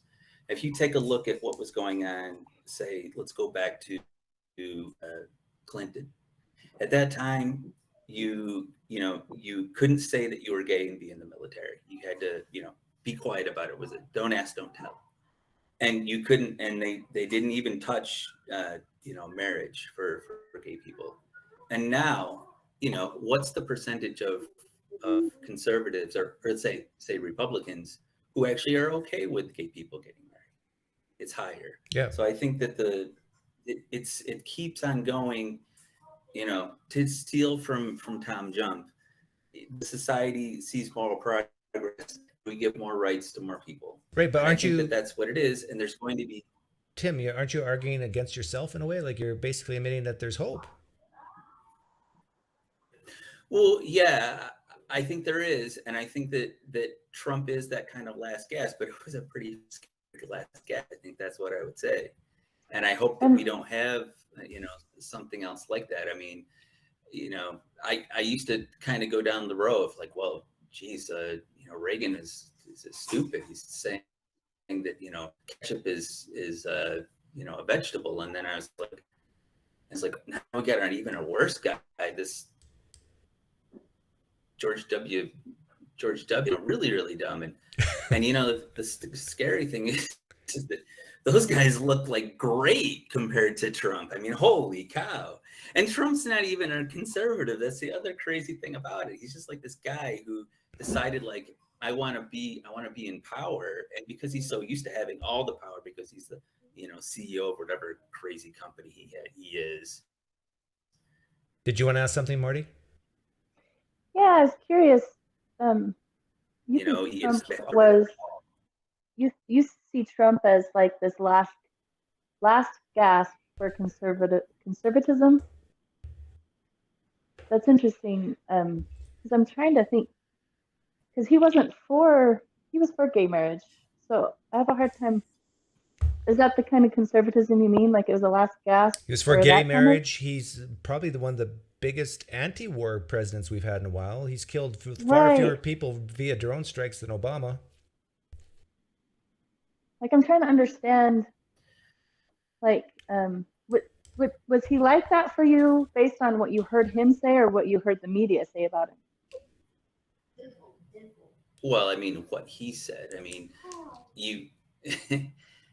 When I listened to actual Trump speeches, the things that rubbed me the wrong way was that he was taking credit for everything. Yeah, like, he's arrogant. That was the thing that he's an arrogant bastard. But I didn't hear him say anything that would lead me to believe that he was trying to divide the country or anything. Like I feel like the media did a good job. He tried to divide the company, like the country by his rhetoric. Company. So one thing that I've never heard before is to have a president do a political say, "Hey, that guy out of here. I hope he gets punched. Punch that guy." I mean, the level of that kind not very of professional, nastiness had never really been seen before. And you know, it's like I would feel the same way. I mean, maybe I wouldn't. I mean, maybe that's my bias. But when you see this guy who's running as Republican and saying these things, you know, saying things like, if I shot somebody in the, you know, the streets of New York City tomorrow, I'd still be the president. Then, you know, you start to, you know, really wonder. And after the election was very, very scary too. So, yeah. But are these the things that you just cited that are really, really makes you fearful? Is like the guy, you know, go ahead and let this guy out of here and I hope he gets punched, or are these the biggest fearful things? Like to me, it'd be like a president who's, let's go to war against Iran, or like George W. Bush, let's take Saddam out, or, I mean, these I can sort of see as big fears, but not the, I don't know. You hear what I'm saying? I mean, the thing is that I'm not such a crazy liberal. I think that we should be involved in things in world affairs where we have to, you know, get into these type of things. I'm not like oh, okay, we shouldn't get into the war. I was for the wars in Iraq and really and Afghanistan. So I mean, were you mad that Biden pulled out so fast? That's what she said. No, because we got to get out there. Yeah. We got to get out of there sometime. I mean, holy cow, you can't just stay there forever. It's inevitable that you got to get out of there sometime. Yeah, even if Trump runs and wins, Tim, I don't think you have anything to worry about. Okay. The world will be just And we fine. still haven't seen Doug dress up like a woman after Trump was elected. No, I dressed up as a woman when I lost that bet. Is that what you're talking about? Did you really? You want proof? Yes. Is there a video of that? Yeah. Yeah. Let me dig it up. You're gonna have to fill me in. I made a bet with a guy the year before Trump was elected that I thought there's no way Trump's going to win. I was one of those deluded people, like 95% of the rest of the country. Well, maybe not 95. And Trump won. So I had to dress up in drag, and I did. And I went live. I put on makeup, and I have proof of it if I can find it. I'm not on the live stream, so I'll have to go back and watch or something so I can see what you're sharing. Yeah.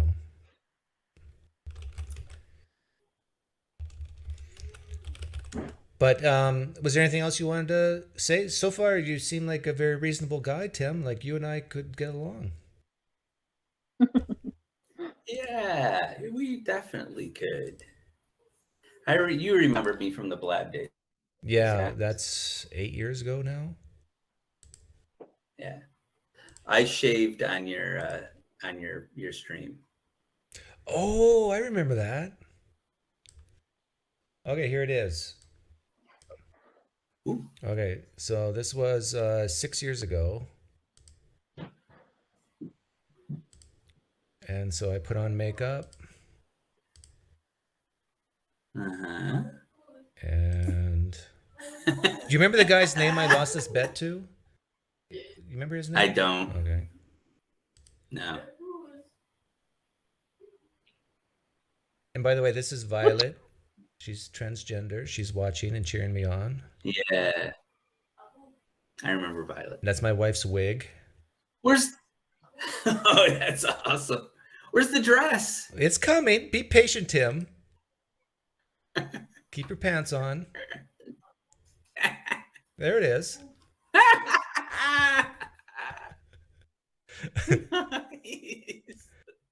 I think I even show some cleavage here. Good. I think I even dance. Wow. Yeah. Let's see, do I have... Black is very coming on you.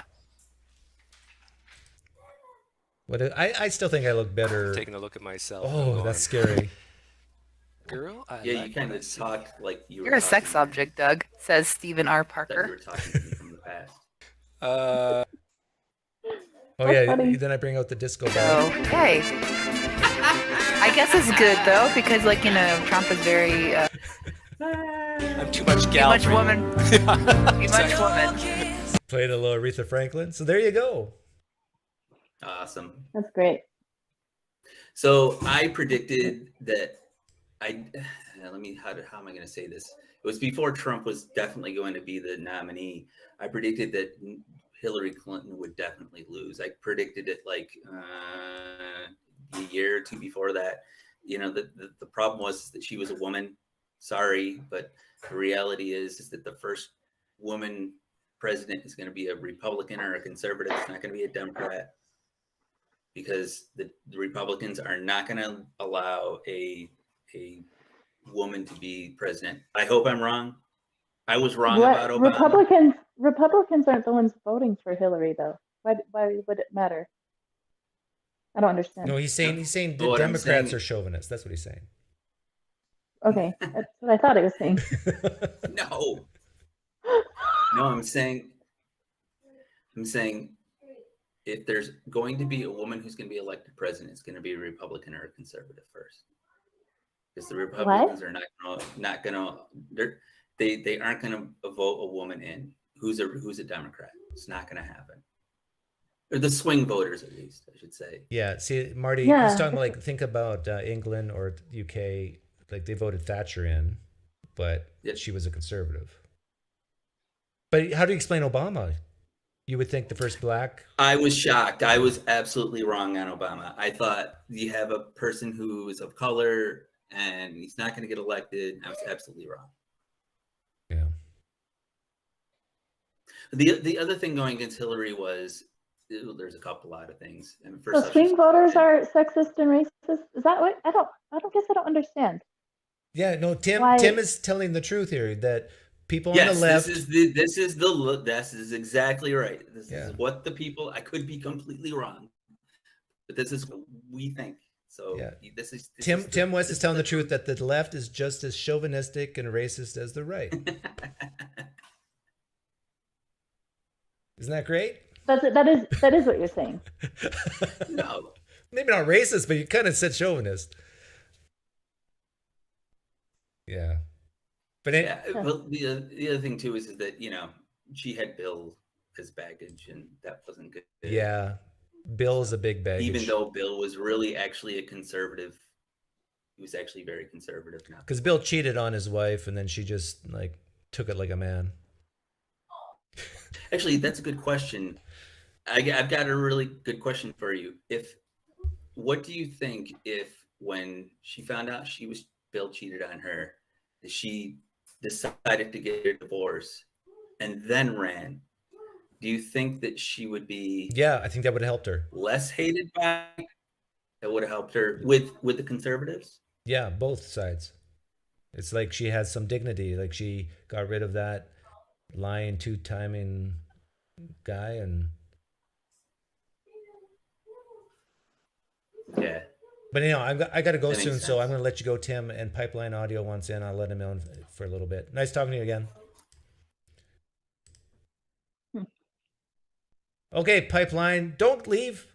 Oh, he's answering the door. Look at that, Marty. Look at his sound. Oh, what a studio! Yeah, like that's how you do it. Then you don't hear the Yeah. dog barking outside or your kids playing with the video games. That's right. He has guitars there.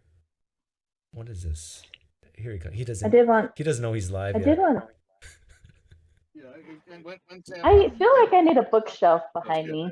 This is good, right? Yeah, that makes you look smart. Like, With the green box. 12 rules for life. Okay, Pipeline, I don't have much time because I got to go out family night. But so what do you want to say?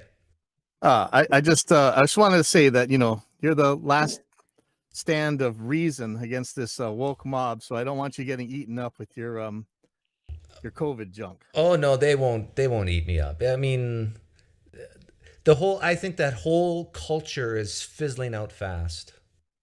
Well, I hope you're right, but it's going to be a long time where I live. But Where do you live? I'm in Hawaii. Oh yeah. I'm sorry. Yeah, it's amazingly bad. Like this is the left hook of the Bible Belt, but the really bad lefty stuff is bad here. The really bad righty stuff is insanely bad here. But that COVID thing, I just hope you understand that it was never about the death rate, and that was one of the anti-vaxxer talking points all the time. And here, believe it or not, all the Republicans were happy to get the vaccine at the beginning. It was as usual. People don't realize, but the anti-vaxxing is kind of traditionally left. We have tons of these like Sedona types over here in Hawaii, and they've always been anti-vax. Like Maui is all anti-vaxxers. They're as left as you can get. Yep.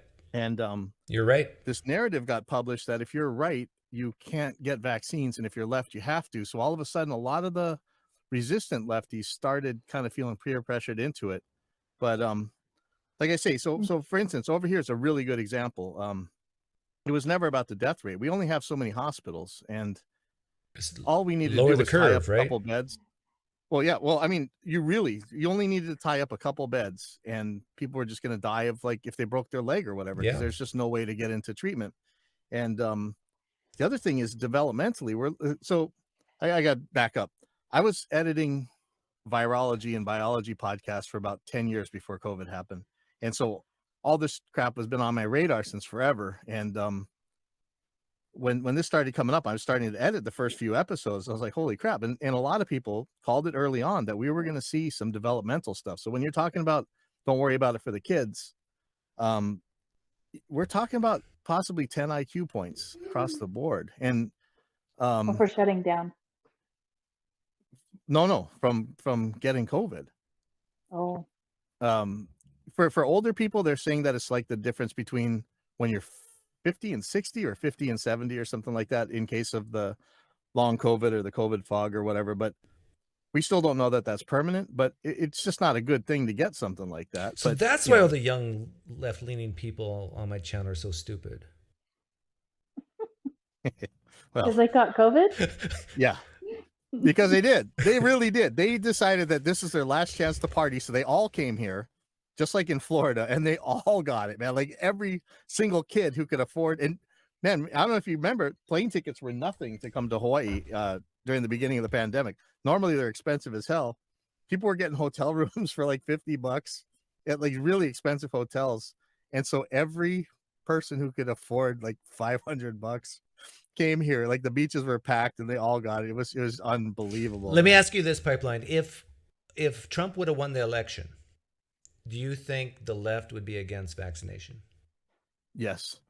And this kills me because to me, all right, I'm no fan of Trump. I'm leftier than many lefties when it comes to environmental and reproductive stuff, but I never understood this Trump thing. Trump busted his butt to have no holds barred, make the fastest vaccine that anybody had ever seen.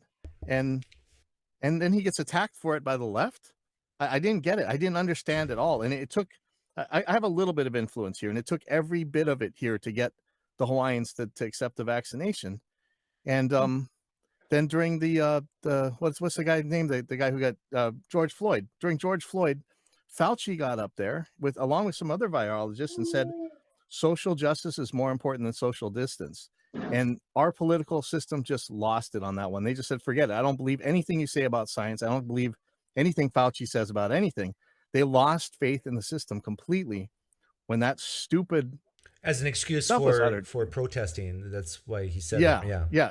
And you know, we're like, we can't have those violent protesters here. You know, this is not the, I don't know if you know anything about this place, but it's not the place for them. And it was just unreal because everybody, I was just looked at like I was a clueless idiot, you know, after that. I mean, it was heartbreaking that, you know, you can hate Trump for all kinds of things, but he pushed that vaccine out so amazing. He pulled out all the stops. It was just mind blowing. I thought everybody would be proud of that, you know, no matter how much they hated him, but no, they had to make it a political issue. Yeah. And then there was the part about like old people to inject themselves. He never did that. I keep challenging people to show me where he did that. He never said that. He said, hey, would this work? He asked a question. We tell kids to ask questions. It's science. And Trump's a big kid. It drives me nuts. Yeah, and there's nothing wrong with that. That's how you learn. That's how you get places. And but I just want you to understand, hopefully, my perspective that don't go crazy on this COVID stuff. I think maybe we did it the wrong way, but it wasn't never about the death rate. And the virologists were saying that from day one. It was the media that kept talking about this death rate. And I'm pushing back against that media narrative, I guess, is what I'm doing. And the only real death rate was the one that the media forgave, which was Andrew Cuomo. He killed people like mad in the old folks' homes. That was nuts, you know. Yeah. And you know, who's going to be held accountable for that? I mean, he got othered or cancel cultured or whatever, but not for killing people, you know. Yeah. Like I don't know if you remember the nursing home crisis that was going on in New York. I remember. And having them send the infected people back into those nursing homes without adequate protection or isolation between them, that really caused a lot of it. So yeah. Anyway, I just don't want somebody to go, see that Doug, he's like an anti-vaxxer or something. Look, he's a dummy. You know, I'm trying to make sure that I know you're smarter than that, but this is the finger that they're going to point at you. Yeah. Well, no, and they already have, and I reviewed a video of them trying, but that's okay. People will be people, right? Yeah. Anyhow, take care, guys. I'm going to go and eat out with my family. Family fun night. All right. Thanks for I'm coming gonna on. go mic Piper. up some drums. Okay. All right. I'll see you guys. See ya, Marty. See ya.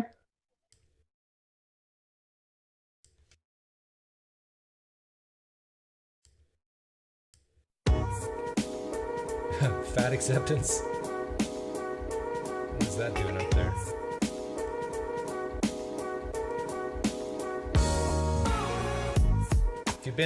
If you've been watching for 3 hours, 15 minutes, wow, good for you.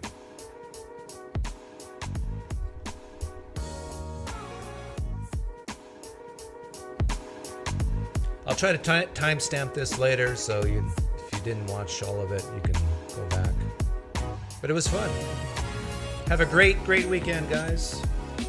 Be safe, be wise, be stoic, be fun, don't be boring, be exciting, have coitus if you can, and take care.